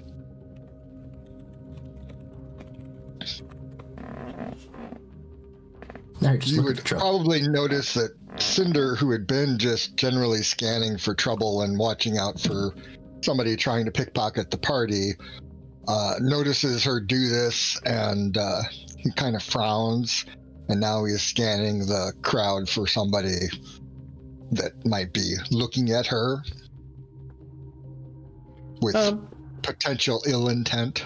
Yeah, people are definitely looking at her. They people notice are her. looking at her. Yeah, people who's watching looking at her crowds. with the intent of either selling or taking. But nothing like that though. Again, most people here in the bazaar, they're definitely more concerned with what's immediately in front of them, or getting to wherever it is that they're going. If there's no other distractions or needs for the party, I think the next scene would go over to the watering hole. Okay. So that's where what? Elliot? No, I said, yeah, okay. Sounds good. Okay. So, Rhea, you wanted to go over to the watering hole to go find more information about, mind to machine translations and neurological surgeries for, that's what you need. You need an expert. That's what she's looking for. Yeah. So, the watering hole is quite literally the water treatment and reclamation center. You can see old signs that are worn away that are above a concrete beam that identify the location. Some old mesh wire fencing that blocks the spot from one side to the other. But when you actually get into this factory district, this is some kind of tavern. You see benches and tables everywhere, people going in and out. There's short order grills on one side, along with vendors selling different kinds of foods. And there's also the massive water distillery that's sitting at the back, and a gray-haired woman who is chatting congenially with a group of people who are standing at the bar, all enjoying water. Water isn't wasted in the high desert. It's really not really turned into any other kind of substance like beers or grain liquors or things like that. It just can't really be expended for those things. Those are high luxuries. Whereas just a clean glass of cool water, that is something that you sit down, relax, and enjoy. And that seems to be what's on tap today, is nice, clean, cool water. Along with a lot of different varieties of algae that have all been you could smell things that smell like mesquite, citrus, fish, something that kind of resembles bovine. It's a little adjacent to it. It's it's definitely red meat of some kind.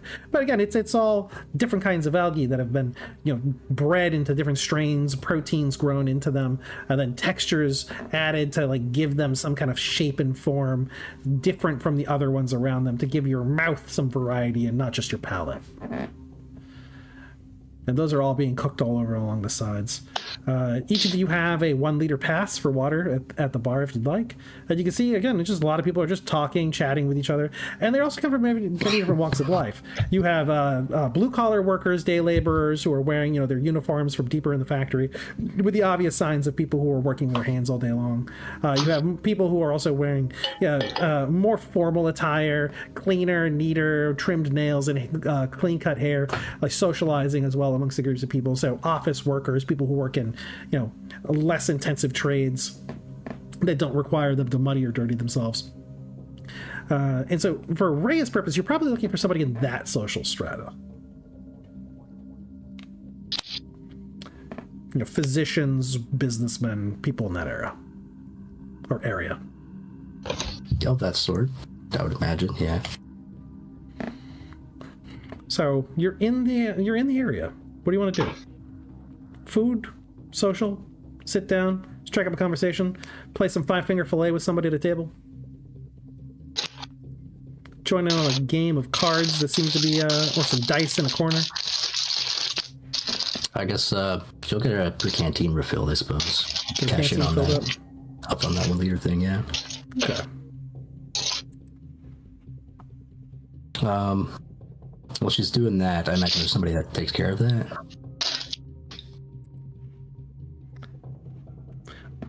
Yes, you go up to the front and you hand over your ID card, and this older woman, she has a little nameplate and laser etched on it, says Maria.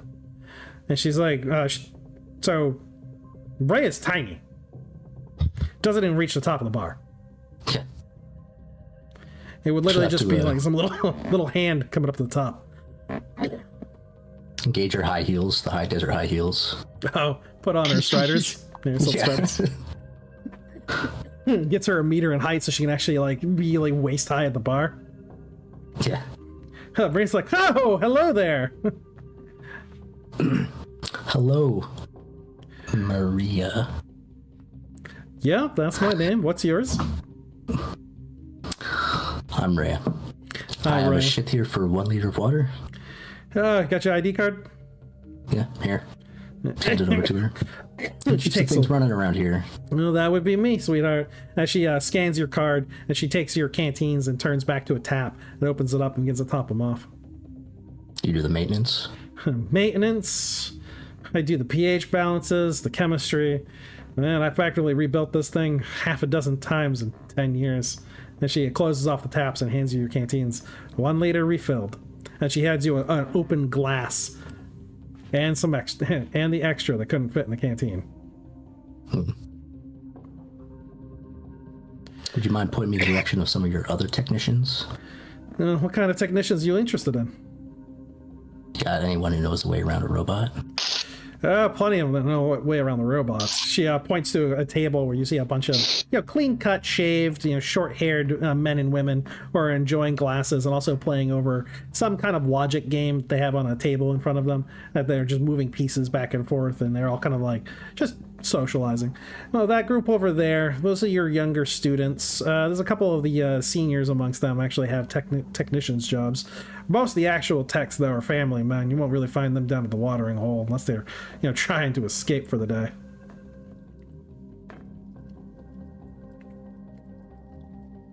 Sorry, they're here or not? Yeah, no, they're here. It's again, there's a couple of technicians. They're students. They're over there. Right. They can help you.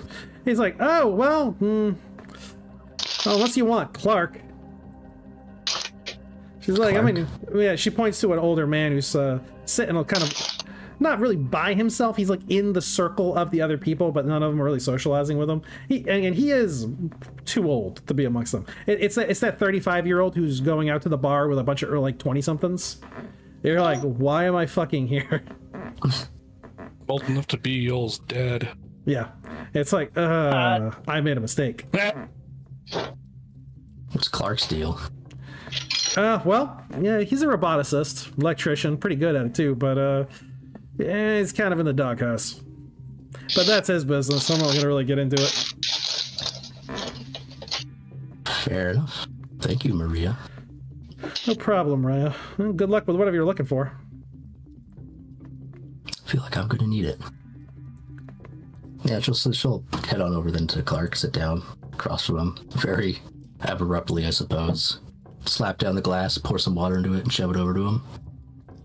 Clark is like got some kind of tablet in front of him, and he's looking. The soft bluish glow is illuminating his face, and he like looks up from the spot, and then he like then shifts his eyes down further because where he expected to see somebody a little bit higher up, and he's like, "Wow!" And he puts the tablet down. "Hello there."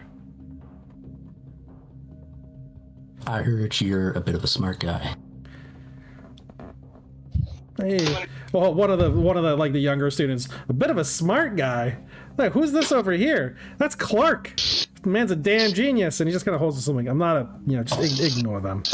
No, I'm a bit of a smart guy. What can I do for you? You know what? Anything? First, introductions. Clark. He holds out his hand to you. Or she reaches over the table, shakes his hand. I'm Rhea. Hello, Rhea. And your friend is the first one who's acknowledged Mira. Mira speaks up. My name is Mira. Oh, Mira. Got yourself trapped inside a crab, huh? You seem to be aware. Well, I know that body type, and I understand where they come from. Not a standard model. You didn't purchase that off of anything from 86 unless you were rebuilt. And Unity's not making any of you, so you must be a wild-caught one. So what ended up happening? Get translocated? Or not trans, you get re-uploaded into something, couldn't get out? Ray speaks up. It's a bit of a long story, but what do you know about mind-to-machine interfacing? Mind-to-machine interfacing. Well, other than that was something that what you need in order to create a nanoboard. Really only got facilities for that in Whitehole and definitely Unity. I've got some technical ability with it, but it's all kind of experimental. And then he kind of like rattles off some other information that kind of... If Mira has the knowledge, then like, yes, this guy is competent. But if he doesn't have the knowledge, he has no idea what he's talking about.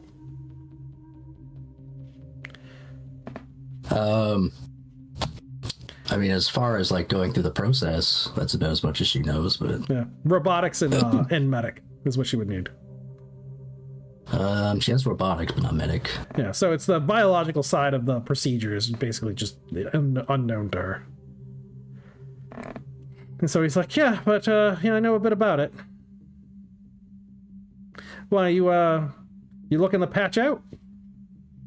Is that possible? Patching a consciousness into a bioform? He's like, not a naturally made one. What do you mean by that? Well, the carnal way. See, the thing is, we have to vat grow the brain in order to be able to match the neural receptors inside the location that it's being received from. It's a lot easier to transfer a brain over to a neural network within inside a cyborg because you're just building that up from the ground. But growing it biologically, well, you have mutations that happen, random cellular growth. I mean, there's a lot of variables that can suddenly just go out of control. But if you have a DNA sample from the original host, a little bit easier. Already purpose made.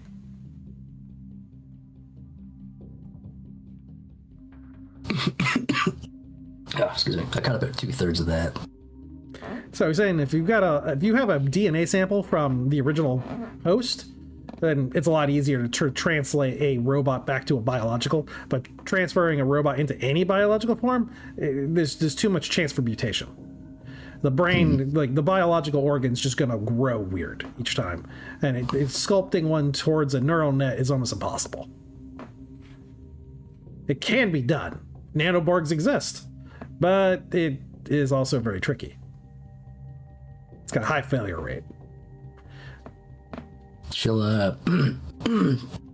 take off the skull that she's wearing, the antler skull that she's wearing, and set it down on the table. And I was like, will this work? That's you. As he points from Rhea to Mira. Yeah. Just kind of like nods, as much as a robot chassis can nod. Yeah, the whole body does a little tilt thing. Yeah, just tilts a little back and forth. A little wobble. Huh. Yeah, we can probably get We can get a sample from one of the molars so you can dig in if there's any living pulp in there still. It's gonna be incomplete though. You're not gonna be 100% back to everything you need. It'd probably be better if we cyberize the brain, because then we can load your full program in. You won't lose anything, and at the very least, you'll get back most of your physical sensations. Touch, taste, sight, hearing. Yeah, she kind of slides the skull back a little bit. It's like, what do you mean not all complete? Well, certain memories might be foggy. Maybe a little jumbled or confused.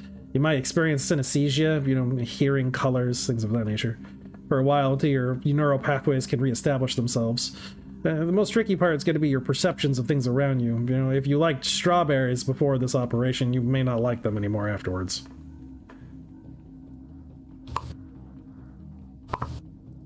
He says essentially, yeah, it's going to be like a traumatic brain injury. Yeah. And we're going to be rewiring quite a few things.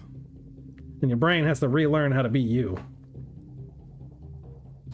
She just kind of looks down in the mirror, and already like just how kind of off she is. Kind of looks back at Clark like, that's not going to cut it.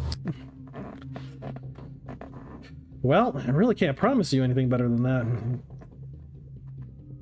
Other than taking a completely digital being and putting you inside a cyberized body that has a full synthetic, an artificial recreation of the human form, all the other sensations, that's possible, but that's also highly expensive, and you need to be an 86 and you need to get a chassis that can barely do that. I don't even know if Whitehole has the capabilities to make a fully realized android. This is like literally Cinders walking around. You feel somebody talking about him. Them ringing in the ear. Yeah.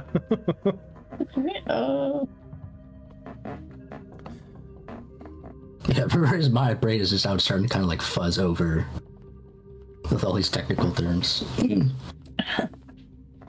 Just, all right, listen, just so Listen you're saying here, it's nerd. possible, but it's just going to cost a lot of money. I mean, yeah, that's the gist of it. All right, where do we start? Well, it depends on what your end result really wants to be. Do you want a full biological body, or are you just looking for, the next best thing, which would be a synthetic one?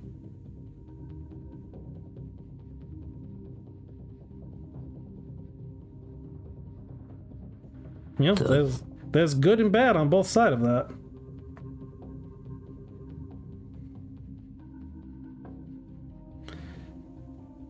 She kind of looks down at mirror. She's like, well, what do you think is the best choice? There's a bit of like a processing thing on her end. Gang, gang, gang, gang. Yeah. Oh, it's thinking. Are those hard drives? Yeah, right. It's the old ones before solid state. They had the spin. Synthetic. Yeah, Windows booting. Clunk, clunk, clunk, clunk, clunk. Oh, that noise takes me back. Ah, well, synthetic is going to be a lot easier. We just got to find you a skin suit to get into. Definitely, maybe, probably have some of those over at 86. Usually you have to evict whoever's inside of it, though. Not too many of those things walking around, without someone rented the space out, if you know what I mean.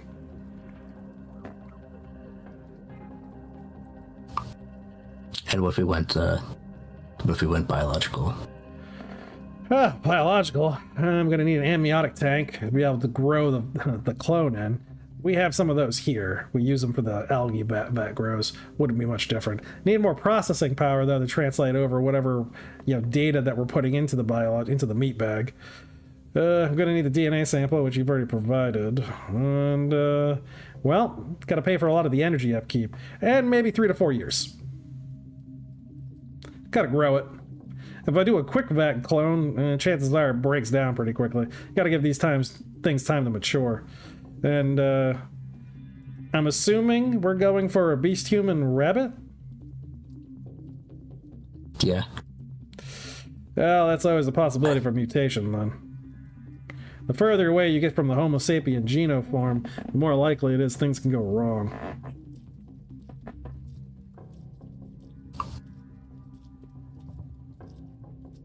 So, can we start here? Yeah. If you wanna, we can grow it. I mean, really unethical, and we could probably both be arrested and tried for crimes against humanity for doing it. But fuck it. I'm game. How much is it gonna cost then? What do I owe you? Cost? Well, I mean, firstborn child? No, not that.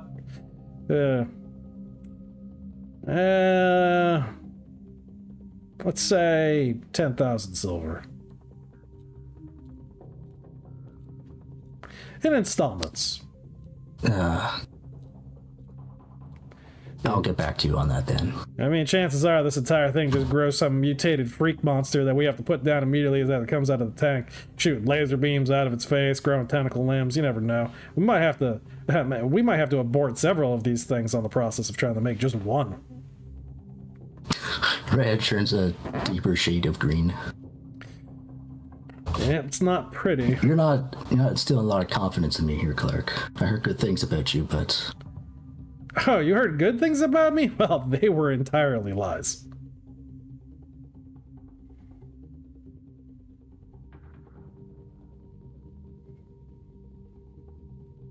So, yeah, we in business? As much as we can be. I don't have any money on me right now. Well, yeah, you're gonna have to make a down payment of at least 1,000 silver so I can secure the space and get the tanks. She reaches into one of her pockets and pulls out like a small little silver bar. What do we got here? With it's got a couple of markings on it that aren't in English. And it's got a stamp on the front of it. It's basically a rabbit's head over a shield, flanked by wings on either side. Underworn silver, huh? What is this, tungsten? As he like reaches over to grab it, take a look at it. Taps it a few times. Pretty sure it's just pure silver. Pure silver, huh? These are good for contacts and leads. Yeah, this is that's a good down payment.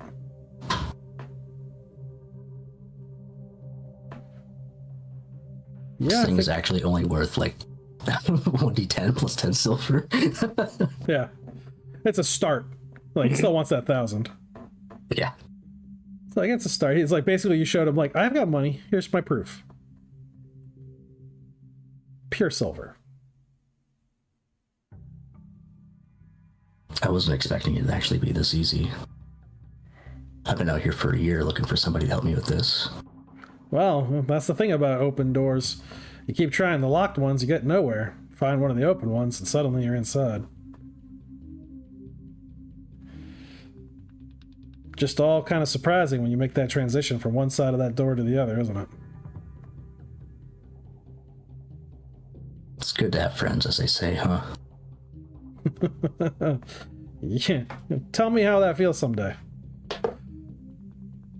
Well, maybe you will, if you don't fuck me over in the process. Oh, I'm not gonna fuck you over. We're both the worst that's gonna happen is we both get found out, arrested, and hanged. But, yeah, I mean, why not?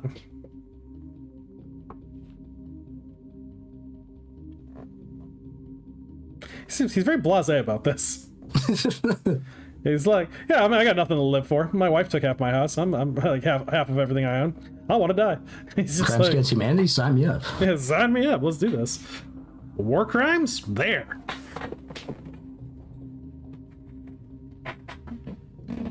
Like the other one, like the younger adults who are sitting nearby, you know, they could plainly hear the conversation that was happening, and they are pointedly ignoring it. They're like, yeah, we didn't hear or see anything. With Rhea's little like weird like deal with the devil over here in the corner, is anybody else doing anything inside the watering hole? So this is the watering hole. Connor would definitely have stepped inside to get some clean water. Oh yeah, Maria would recognize Connor right away. I'm Same with Kit. Oh, Kit, baby cheeks, how you doing? I just had the craziest adventure all across the desert, and yeah. She's like fills up. She like basically like puts her hand out for your ID cards. Like, come on. Oh yeah, here. Everybody scans in. She taps them on the other side of her the bench, and she slides them back to you. Canteens, come on, kids. Walk. Beep. Tops them off. So all across the desert, huh? So where'd y'all get onto? Copper dust. And one, yeah, I guess we got lost in the desert a couple times, but then we came back. Copper dust, huh? Well, that's not the best place to find yourself having to wander, but is it still just kind of like a hole in the side of the mountain down there? Like finally get some walls up? Yeah, we got to shoot a cannon. A cannon? Why'd you have to shoot a cannon? They were being raided. Ugh. God, Yeah. I thought they were under the protection of Unity. Didn't they sign some kind of pact with them? She coughs the sand out of her mouth. Yeah, I think. I don't know. I rustled up some rabbits, though. Almost got my head shot clean off. She freaking chuckles at that. You and the damn rabbits. What is with you, girl? She hands you back your Hey. canteens after all sealed up. Here, no, come here. And she like grabs your head and starts cleaning your face. She's got a What? damp rag. Because you got dust on you from being out in the silt. Like, girl, you always look so dirty. Why is that? I haven't been in a shower for a couple days. Yeah, you do smell like that. Make sure you get back up to your folks' place, take a sonic bath. My God. Can do. Oh, okay. She sees like Ronan scramble up onto one of the bar stools as he's typing over here. What can I do for you?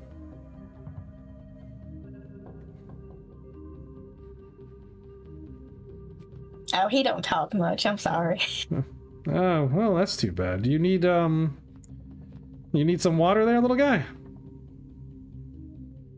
Ronan. You're embarrassing me. Yeah, like, yeah. Do it. They're talking to Ronan. They're asking if Ronan. Oh, I'm sorry. I stepped away for a sec. Oh, because you had crawled up onto the stool. Yep. Yeah, so there she's asking Ronan like, little guy there, like, you need something? And you have got Faulty here with Kit like poking you, like, talk, Ronan, do something. Ronan hands his card to get water. She scans it on one side, gets some canteens. Drops down the face skin. I'm not filling that with water. Sad pumpkin noise. Where did you get that anyway? Pantomime's pitjackers. Yeah, with one of those big muties we fought. Oh, Nods. and you kept that. So you fought And big instead he muties. asks for a cup. Yeah, so she gives you a cup of water. It's a Start ceramic cup. filling this. Yeah, start no, filling obviously. the skin myself. She just didn't want to touch it, and that doesn't bother her. She's like, no, keep it beneath the bar stool. People are eating. Yeah, so what, you got jumped by what was it? Just beauties, like big ones? Out in the desert, huh? That's dangerous. And you shot a cannon because of Yeah, raiders. yeah. So Our what kind, whole group fended them off. There were a bunch of she's trying to think because so much has happened over yeah, these past couple of travels. flavors. There's the slavers, they had the hyena folk with them. Oh, those mutants, huh? You know, they breed so incredibly fast, like gnats. Oh, hyena sapiens. So, slavers are employing those now out in the desert, huh? I guess the homestead south of Whitehall probably didn't survive that sweep. I don't know. Well, at least did you kill them? Well, heck yeah, we killed them. What do you think I am? Ronan produces a necklace made of like teeth from hyena folk. Oh, no, beneath the bar stool, please, sweetheart. I'm not telling you a third time. Ronan, they will kick you out of here. Just teeth. People aren't eating. They have those in their head. Pouch. Yeah, like, I wanted to show off my fetishes. He's like sitting there like, I guess I can't take the one with the ears out now. Nope. Awful creature. Maria just shakes her head. She's like, oh, so that's quite a bit of excitement. So you think you got it out of your system? You ready to stay? Oh, I don't know, Connor. I am on the camp of saying yes. I don't know what you and Roos are planning to do. I don't know what Bruce is planning. Where did Bruce go anyway? And you see him like a couple tables over playing Five Finger Fillet with some random people. Yeah, Maria's like scowling at somebody, I bet.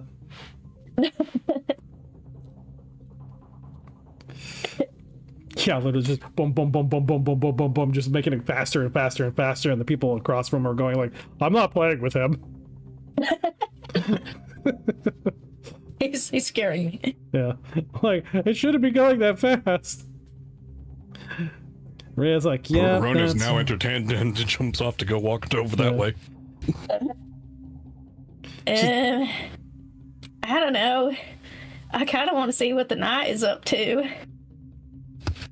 I'm sorry, the knight? Oh, you haven't seen him? He's a big, tall luggin. He's all metal and bravery and whatnot. He's what do they call them? The hydraulic knights or something. Yeah. She snickers. The hydraulic knight? Wow. All sorts of fanciful stories out there. Knights, raiders, cannons. He killed an antlion. Well, say what now? Oh, they're... Connor. Huh? I'm uncomfortable. Why? I don't want to talk about it. Oh, sweetheart, because of what? Yeah, no, I understand what happened. No, Maria remembers the incident. She's like, no, it's fine, sweetheart, that's fine. That's right. Did we actually ever tell anyone that we got a bunch of bug meat out there ripe for picking? Yeah. Bug meat. No. Oh, you'll have to send out some silt striders to go pick that up. We definitely will. It'll cure, and she'll like, I can take care of that. I got some deliveries heading out with the water baron. There's a big bugger too, so bring extra. Did you mark the site? Oh yeah, we were over in like, weren't we just in the same zone, just technically somewhere else in the zone? Yeah, to the southwest of it. Yeah. So you just kind of like, if she has a map, he will kind of just circle his finger around the area generally. I imagine they probably have like names or some kind of moniker for all of the buildings that are above the silt. Yeah. Just keep an eye out for a rabbit symbol and a hydraulic knight symbol in the building there. They were having fun carving that. I'll pass that along over to the to the Baron's men when they step off. They should be stepping off sometime tonight. Yeah, night transit across the Silt Sea is never a smart thing, but that's how he does his operations. He wants to be able to get all the way down to G7 into the hills before the sun comes up. I see. Yeah. It's that, something about precipitation loss and translation of humidity expansion. I don't understand what he's crying about. I gave him watertight containers. I think he's just paranoid, doesn't want to get caught out by any of the raiders. I think he's just a uppity gray water bastard. You're not wrong. Came down here complaining about my solutions that I had inside the water. I said my pH balance was off. Poured him a water direct from the tap, had him do his fancy tests to it. I knew his pH was 0. Yeah, tap tastes fine today, Maria. Yeah. That's not what it should be. I know, it should be like, way It should be 7. Should be a 7 neutral, yeah. She's like, oh no. Yeah, she got like an acid. Battery acid. Yeah, it's acid. She's like, that's what she's got though. She's got acid inside some of the tanks. She's like, even Coke is a pH 3. Oh yeah, it's fucking bad. No wonder the people here are uppity. Yep. No, that's right. It's pH 7. Yeah, she only would be a pH 7. It's not gonna be a fucking nothing more acidic than that. And then there's nothing wrong with it. Ma'am, it just ate through that person's stomach. It's like it can only be in glass. If it's anything other than glass, it will melt through. It's like, it's fine. That's all fine. We're fine. It's just acetic acid. Yeah, totally forgotten what the pH balance was for fucking water. They're good. It's Thank a you. weird Jesse. fucking scale. We need it as polymer plastic. Yeah, right. So there she is. She's like, oh no, everything was good to go. He's just trying to make a stink and raise his rates on things for purification tablets. But it's fine. I set him square and set him off on his happy dumbass way. So, no trouble with Unity when you're out there? Surprisingly, no. Surprisingly. Well, yeah, there's something. You know, word is, you go down to the bazaar, you talk to the right people. Unity goods have been making it onto the ground floor. What? Is that legal? I know of at least one person with a bullet from there. She nods, like doing a slow close of her eyes and biting her lower lip. Yeah. Yeah. Somehow, somewhere, they're getting in. Some of the guard think that they're smuggling. Somebody might have found a new passage through the east side of the silt seas. I'm not thinking that's very likely. That skirt's too close to Tetanus Valley. And the synthetics going through Tetanus Valley, that's a death sentence. Oh yeah. Now, I think that coming up from the northwest, coming up over the mountains and scaling down, sneaking into the town that way, using the iron in the hills up there in order to mask their radio signals and the metal in their own bodies. Can't get picked up by ground radar. Wait, what direction did he say? He said north. Northwest. She said, yeah, northwest. Just thinking Northwest. they're using the mountains, the iron in the mountains, to hide themselves as they're coming over. So it'd be like they're coming down from Unity. Yeah, Oh, yeah. yeah, smuggling stuff in for trade. I gotcha.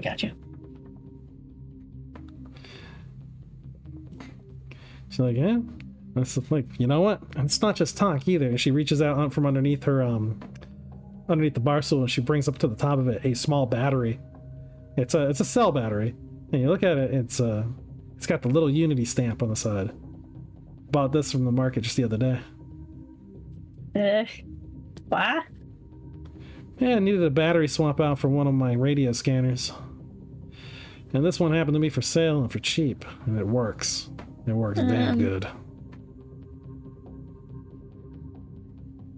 Connor just has like a scowl as he glares at the symbol. There could be something else going on with that.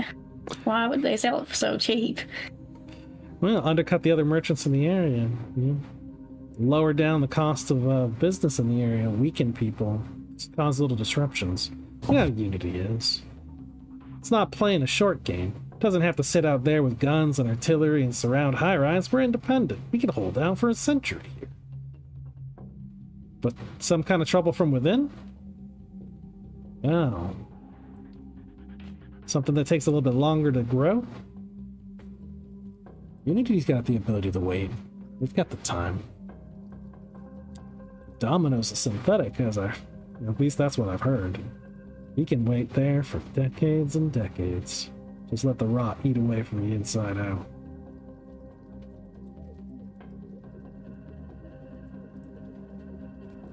And we're just okay with this? No, of course not.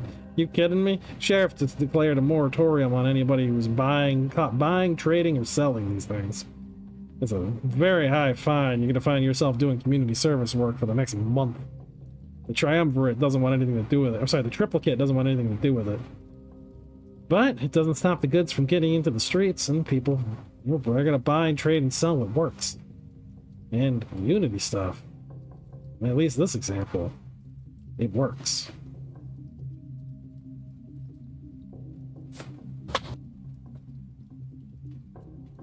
We need to root this out.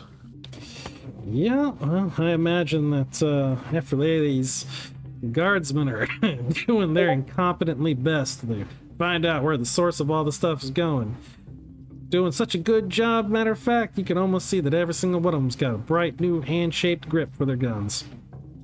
Wonder where they got the plastics to make that. Connor just pauses for a moment. Then he takes another big swig of his water before standing up and leaving. I gotta find Kent. Oh, tell that big lug hi for me. He doesn't come down as much anymore. Gets his Right. water gets his taps from the barracks. Kit gets up and waddles over. I want to come too. Try not to agitate him. Me? Maybe you do need to agitate him. Yeah, maybe we do need to agitate him. Hold on, let me do the talking.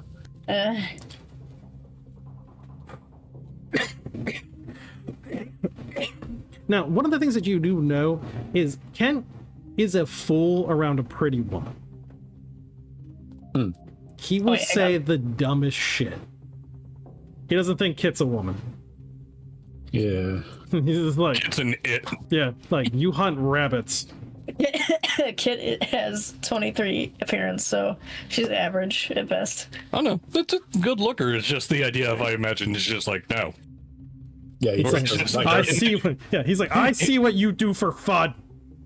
In his heart, he's like, no, she's right up there. It's not that far from a furry. I refuse. I kill the furries. No.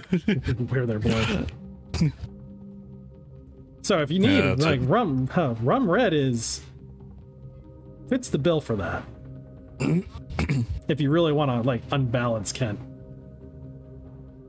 Is Rum Red in the facility with us at the moment?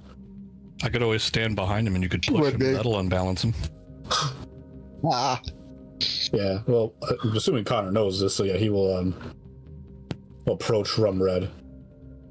Kit slides in the frame.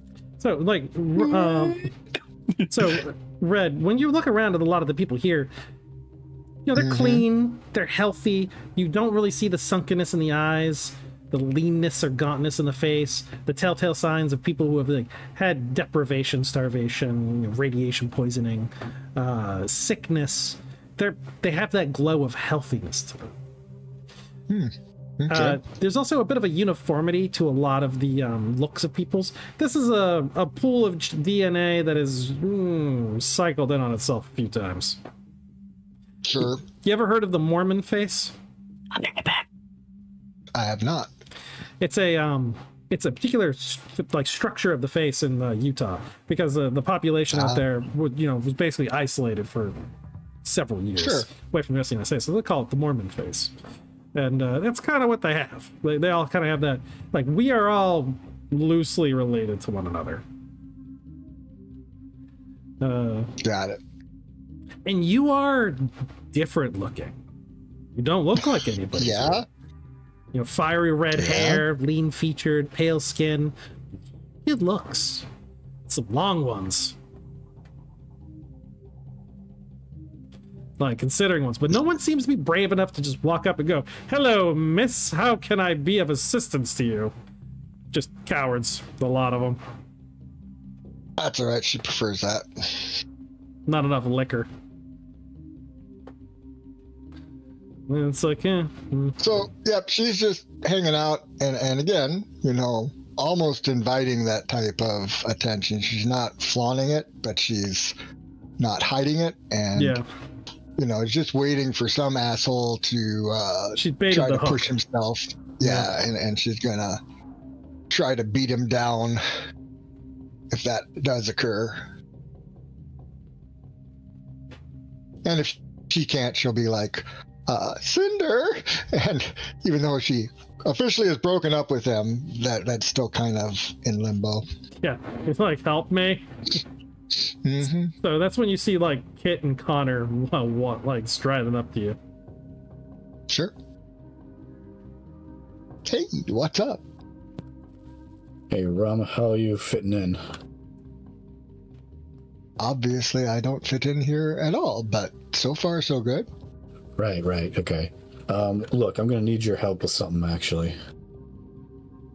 Okay. There's rumors I don't like hearing going about. And I have a good friend, Kent. And I am not sleeping with anyone for you. Fuck off. please don't. It's like my brother. Don't get that thought in my head. Oh. No, Well, no. I just fine. need- What did you want? He's he can be a bit tight-lipped when he needs to be. He's always been a good soldier like that, but he's also had a soft spot for ladies of your physique. So What the hell do you mean by that? My physique? your face and stuff. Connor. try Wow, the not say. You're a charmer. Totally. Yeah, sorry, I didn't get a lot of those lessons growing up. And So it shows.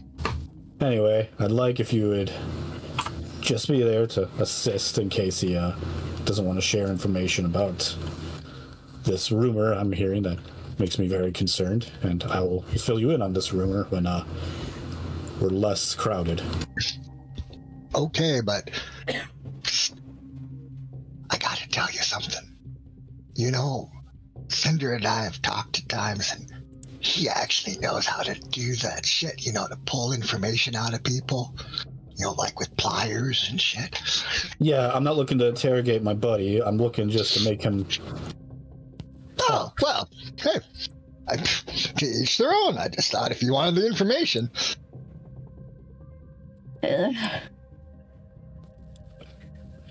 Well, yeah, it's up to you.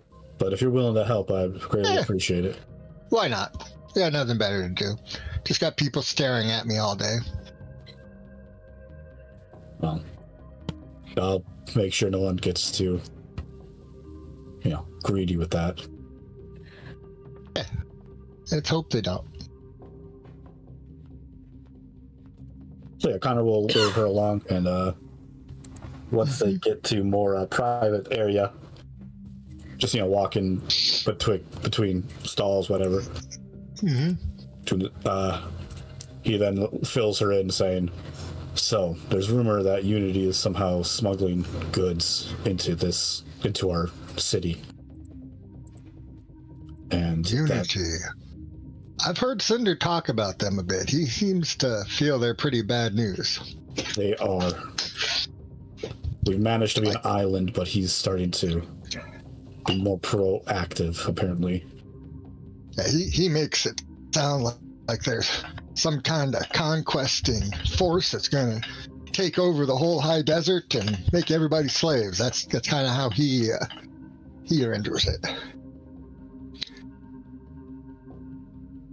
You're not far off. Unity's a Well, that don't bastard. sound good. I ain't gonna never be somebody's slave again. Again? Yeah. Okay. Yeah. I appreciate your willingness to help. But so for right now, what we're looking for is what was it described as? Shiny handles? Or pistol grips? Yeah, custom grips for their guns, like hand molded. So we're looking for hand molded custom grips, and Unity is one of the places I'd be able to generate something like that. He would definitely, my friend Kent, he would definitely have one. So either you or I gotta work that out of him and where he got it from. Or I could.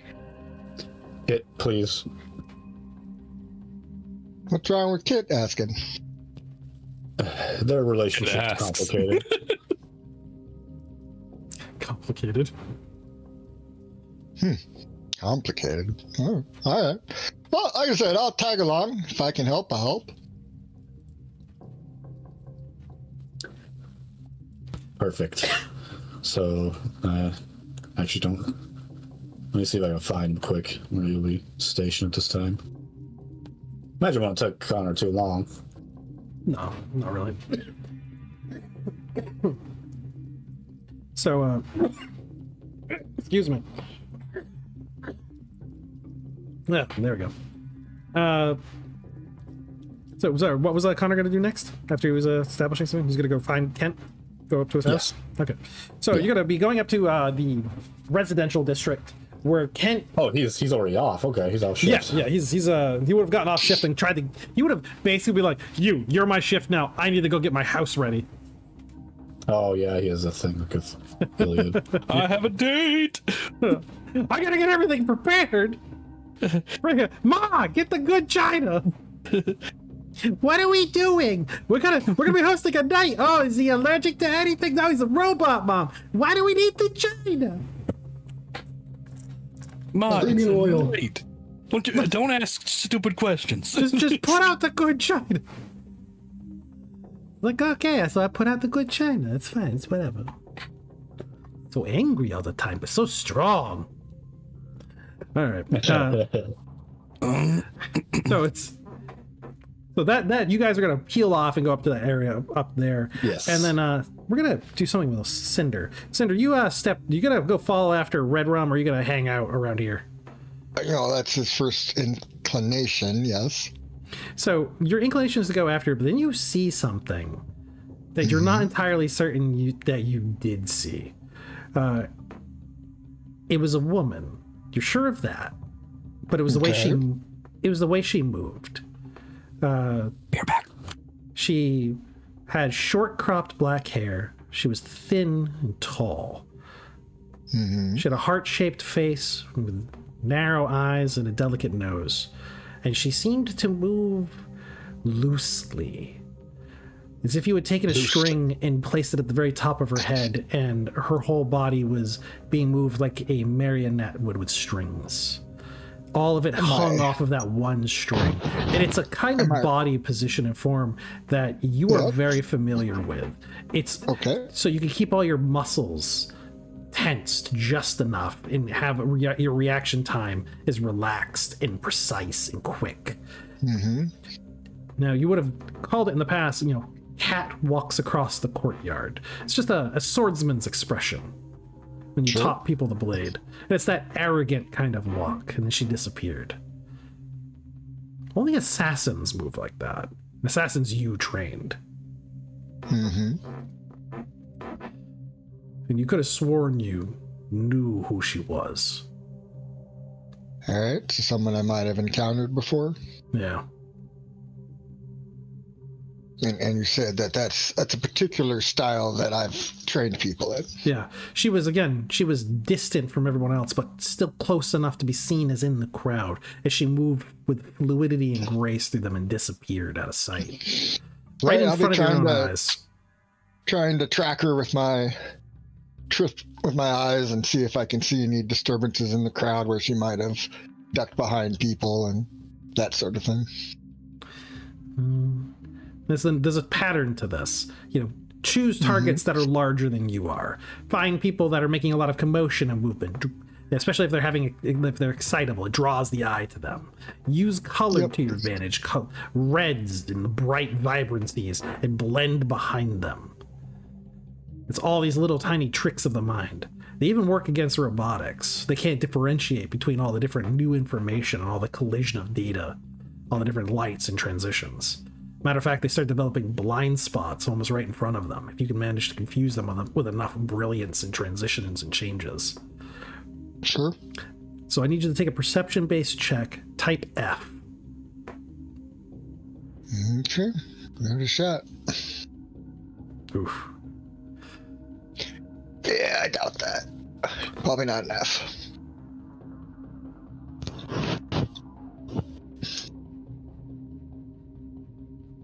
I don't have my chart in front of me.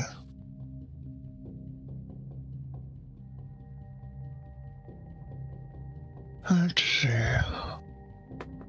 Yeah, not enough. So after a few moments of trying to track this person moving through, there's a sudden pressure against your side as the movement of the crowd blends in up against you, and you feel something sharp. Doesn't go into you, but it presses. And there's a whisper in your ear. Right here. Energy cable to the back support. If I With 15 pounds of pressure, and I cut deep enough in the lateral direction, I'll sever all of the neural connections to your mind. You'll be helpless. But it doesn't stop any of your non-brain reactions. Perhaps you have a Deadman switch, or you have a secondary arm that is powered independently. You can never be too certain with robots. They've got so many interesting permutations, changes, and customizations. And the knife disappears from your side, and you hear the faintest click as it goes back into its sheath. And there's a woman leaning up against you, almost lovingly, stroking your back with one of her long-fingered hands. So good to see you, Cinder. What are you doing here? Why are you out of Whitehall? Scouting. I'm off on good behavior. She does. She spins around in front of you. They let you scout? What fools. Her eyes and lips both smile. She looks up at you. Well, somebody has to do it. Besides, I've been good. They finally let me out. I passed all the psychological exams. How'd you learn to scam those? Practice. Yeah, they always were a little too obvious. Well, you did teach me. Observe. Do you feel the urges to murder people in their sleep? Yes or no? No, sir. Do you have frequent fantasies of painting rooms in blood? Yes or no? None at all. I love to draw pictures with everyone joined in hands in happiness and harmony. Yes, like I said, the psychological exams are stupid. Well, you did teach me how to regulate my own heartbeat. A little bit easier to fool that does a help holograph. for... Yeah, well, polygraphs aren't that hard to fool. No, I suppose But they are. it is an acquired skill. Glad to see you mastered it. Well, I don't have the abilities of a synthetic. Too bad, too. She's like tapping Yeah. your chest. Where you're... Plenty of abilities inside that body of yours. They yes. packed a lot of tech in you. A lot of coin went into your tech. No, they did, but they froze my shape, unfortunately. Really? Not Maybe 100% trusted. That is a shame. That would cut down on your capacity quite a bit. She gives you just a normal shrug. Well, what are you going to do? You have enough natural talent, I'm sure. But it's too bad you can't use all your tricks. Not all of them.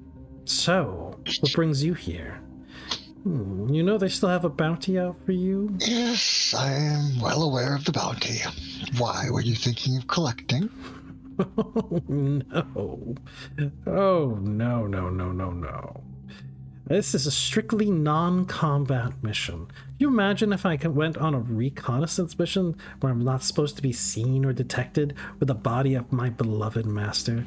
Well, all those psychological examinations would go right out the window. Yes, I suppose they would be. So you're scouting, you say? What the hell does Whitehall want here? High rise? Their tech base is rather primitive.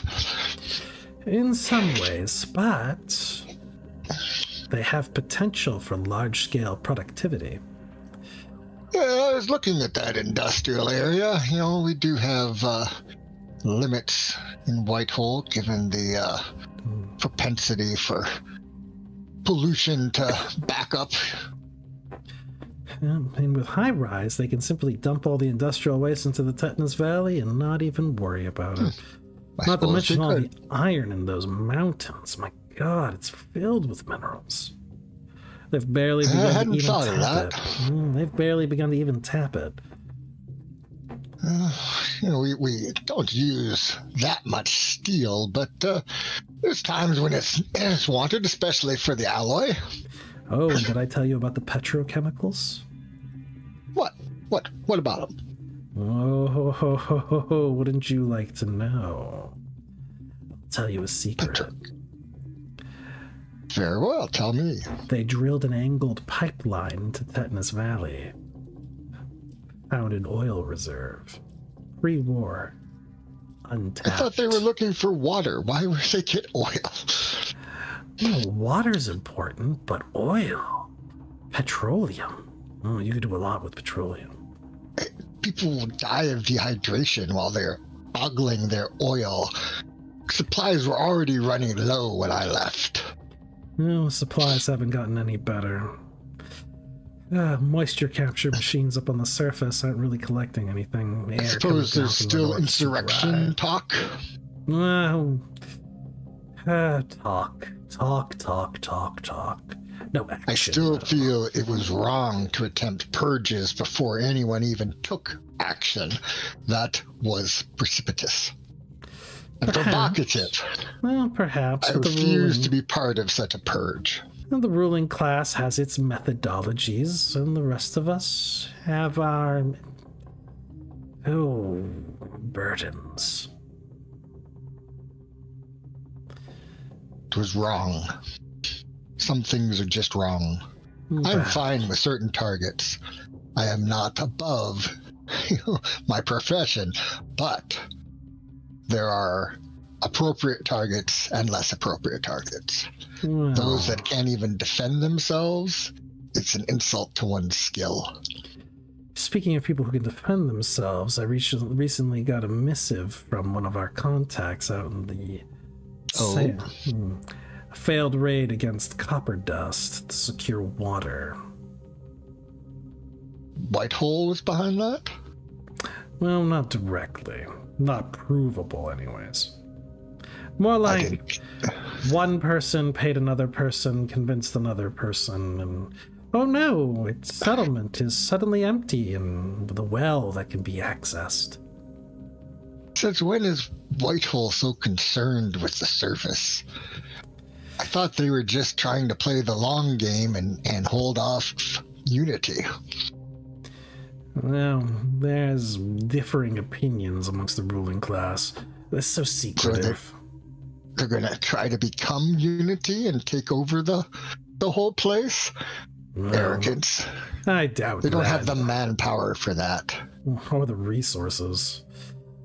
Unity creates so much inventory. They need to rededicate themselves to the original cause, survival. Well, that means sealing ourselves back up. And those damn rabbits in the Underwarren have sealed up all their sides of the hole. Well, we need to Don't get me started. I could talk all day about frickin' Whitehole and its problems. I'm sick of them. They're stupid. They refuse to see the writing on the wall. Well, They're still playing games with Unity, and that's like playing with fire. They're gonna pour down the hole and burn out the whole archive. Well, there's a different narrative that could take hold. Do you think you're gonna take on Unity and beat them? No. Unity's armies are endless. Exactly. I'm just a prototype compared to the things that they produce. Yeah, your tech is based off what they let Unity have, and they should never have done that. Well, nearsighted old agreements, pacts that weren't honored, things of that nature. Old men and their schemes. Now you are an attempt to regain their advantage now that they've let out part of their tech. I don't know. Will prove to be successful in that regard. Less than perfect in your operations. She gets up on her tiptoes and her mouth reaches close to your ears. Can you keep a secret?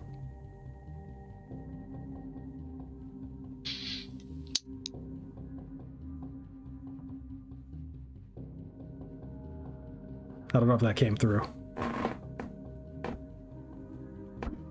Oh no, can anyone hear me still? I hear you. What's going on? All right. I heard something about lean in and she can you leaned keep a up and secret? whispered, yeah, can you keep a secret? Yes. And that was about as far as I got.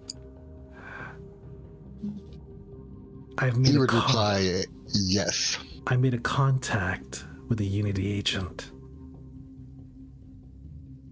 Oh, Well, why? Agent Patsy, third party member, but it's the first step. Not everybody in the ruling council agrees on our current aggressive posturing with Unity. Some think Domino has some good ideas. You're fine. Cinder just kind of. It was never about our aggression. It was about an imbalance of power where they were gaining too much power in comparison. The balance of power was kept us safe. We're losing the battle in the balance of power. That's why more aggressive measures were being called for. What are they going to do? Make friendly with Unity? Is that the theory? She raises up her arms in a shrug and she makes a little pout. Why not? What does Domino want? He wants everybody underneath one banner, one flag. I mean, the change went well enough for me. She means the transition over to a nanoborg. Right. It's went so well. Yes, absolutely. Don't be That's not the snarky. whole story, though. No, it's not. But if you can't beat them,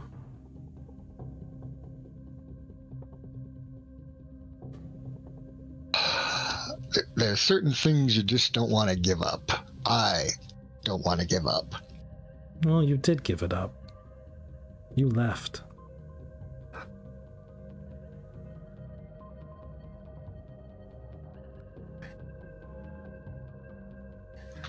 That would I didn't hear what she said. Say it again for me. Didn't hear it. did you? You took. What's happening here? Is Discord being Can you hear me? dumb? I can hear you sometimes, but you were breaking up. Oh dear.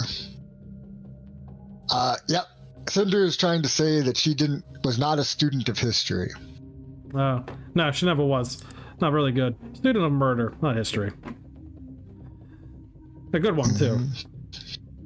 Shrugs in. Well, that's all in the past. I'm here on my eyes on the future. The path is the same.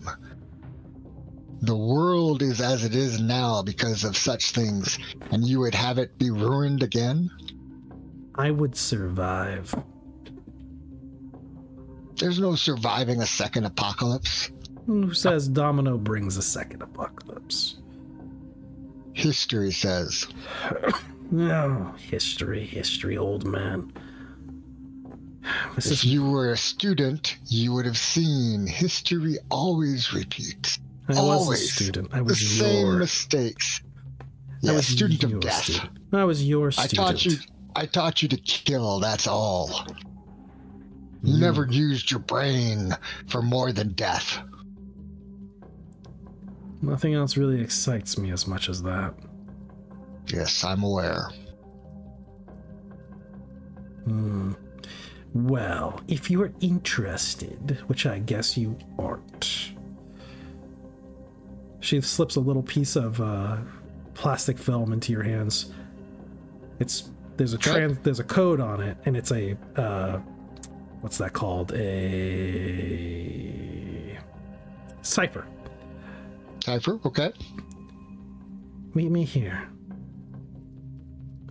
When the moon dips down behind the mountain, covers everything in black. I'm meeting my contact, and I would love some Overwatch. Very well. For old time's sake, and just to see if the insanity is as bad as I think. But I will try to come with an open mind. Well, if it is, shoot first. Don't I always? She gives you a wink and manages to blend her way back into the crowds again, almost vanishing completely from sight. All right, okay. And I think there we will stop. Alrighty. I agree. That's a good place to stop. Yeah, we're having one part of the group going over to go see Kent with his madness and apparently his very Jewish mother. So that'll be fun. We got one part. We've got Cinder, who's going to be meeting up with this mysterious assassin that comes from Whitehall that is his former student. Though we haven't named her yet. They haven't really traded that kind of intimate information. You can definitely see like Did you get the name that I sent you? No, not yet. I haven't looked through the notes. It's way back at the beginning of the chat. Oh, is it? Okay, we'll have to scroll up then. Yep. Then we've got Ronan acting like a little weirdo, As is tradition. as is tradition, trying to cause problems, and Rhea and Mira making a contact with somebody who is, as the chat said on YouTube, a mob doctor. Yeah. So, I just sitting there woefully like, misread the situation. right? It's like, I think I'm in this one kind of deep. No, I'm too deep already. Yeah. Like, I don't think I wanted this. No wonder his wife left him. Yeah, right? She's like, you're always doing these disgusting things. He's like, but baby, it pays the bills. I can't be with you. You're a monster.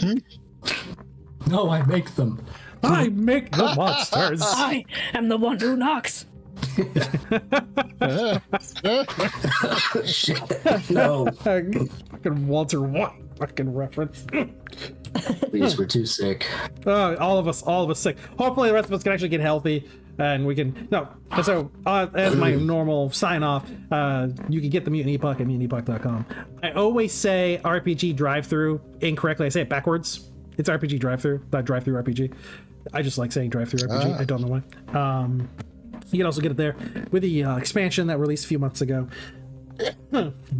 Join us in the Discord. Link is in the description. We would love to have more participants and members of the community come in and help us build. And we're continuing to build the High Desert. And we've got some other info coming out soon with working on the third-party license so that can be released so people can make content for Outland Arts and get hold of some graphics and things like that to be able to actually make their own stuff independent from the studio itself. And we're probably looking at one of the High Desert supplements being the first one that actually gets released for that, which is going to be Relics of the High Desert. So it's going to be all the guns and stuff like that the players are using that are unique to this setting, so you can put them into your own Mutant Epoch games, and that'll be good, along with the rules for how to build them, which will be tied to the skills that are present in the hub rules. All right. Anybody else have anything they want to sign off with? Sign off, pumpkin noise. Yeah, sign off from any projects, anything else? Anybody doing anything? Yeah, check out Faulty's art out there, which releases it. Yeah, you should really check out her art. She's so great. I saw her on a digipad. Just be a good point. Yeah, she's actually. We just Subtle. saw one of your monsters that you did earlier, and it was. I've loved the monster diagram, the sword going through. The It troll. looks so good. Yeah, the troll. Thank you. That was wicked good. I had fun drawing it. Yeah, it was very, very awesome. Yeah, so come on down, see what we got growing, and we'll catch you guys next time. So thank you everybody, and have a good night, have a good day. Nort.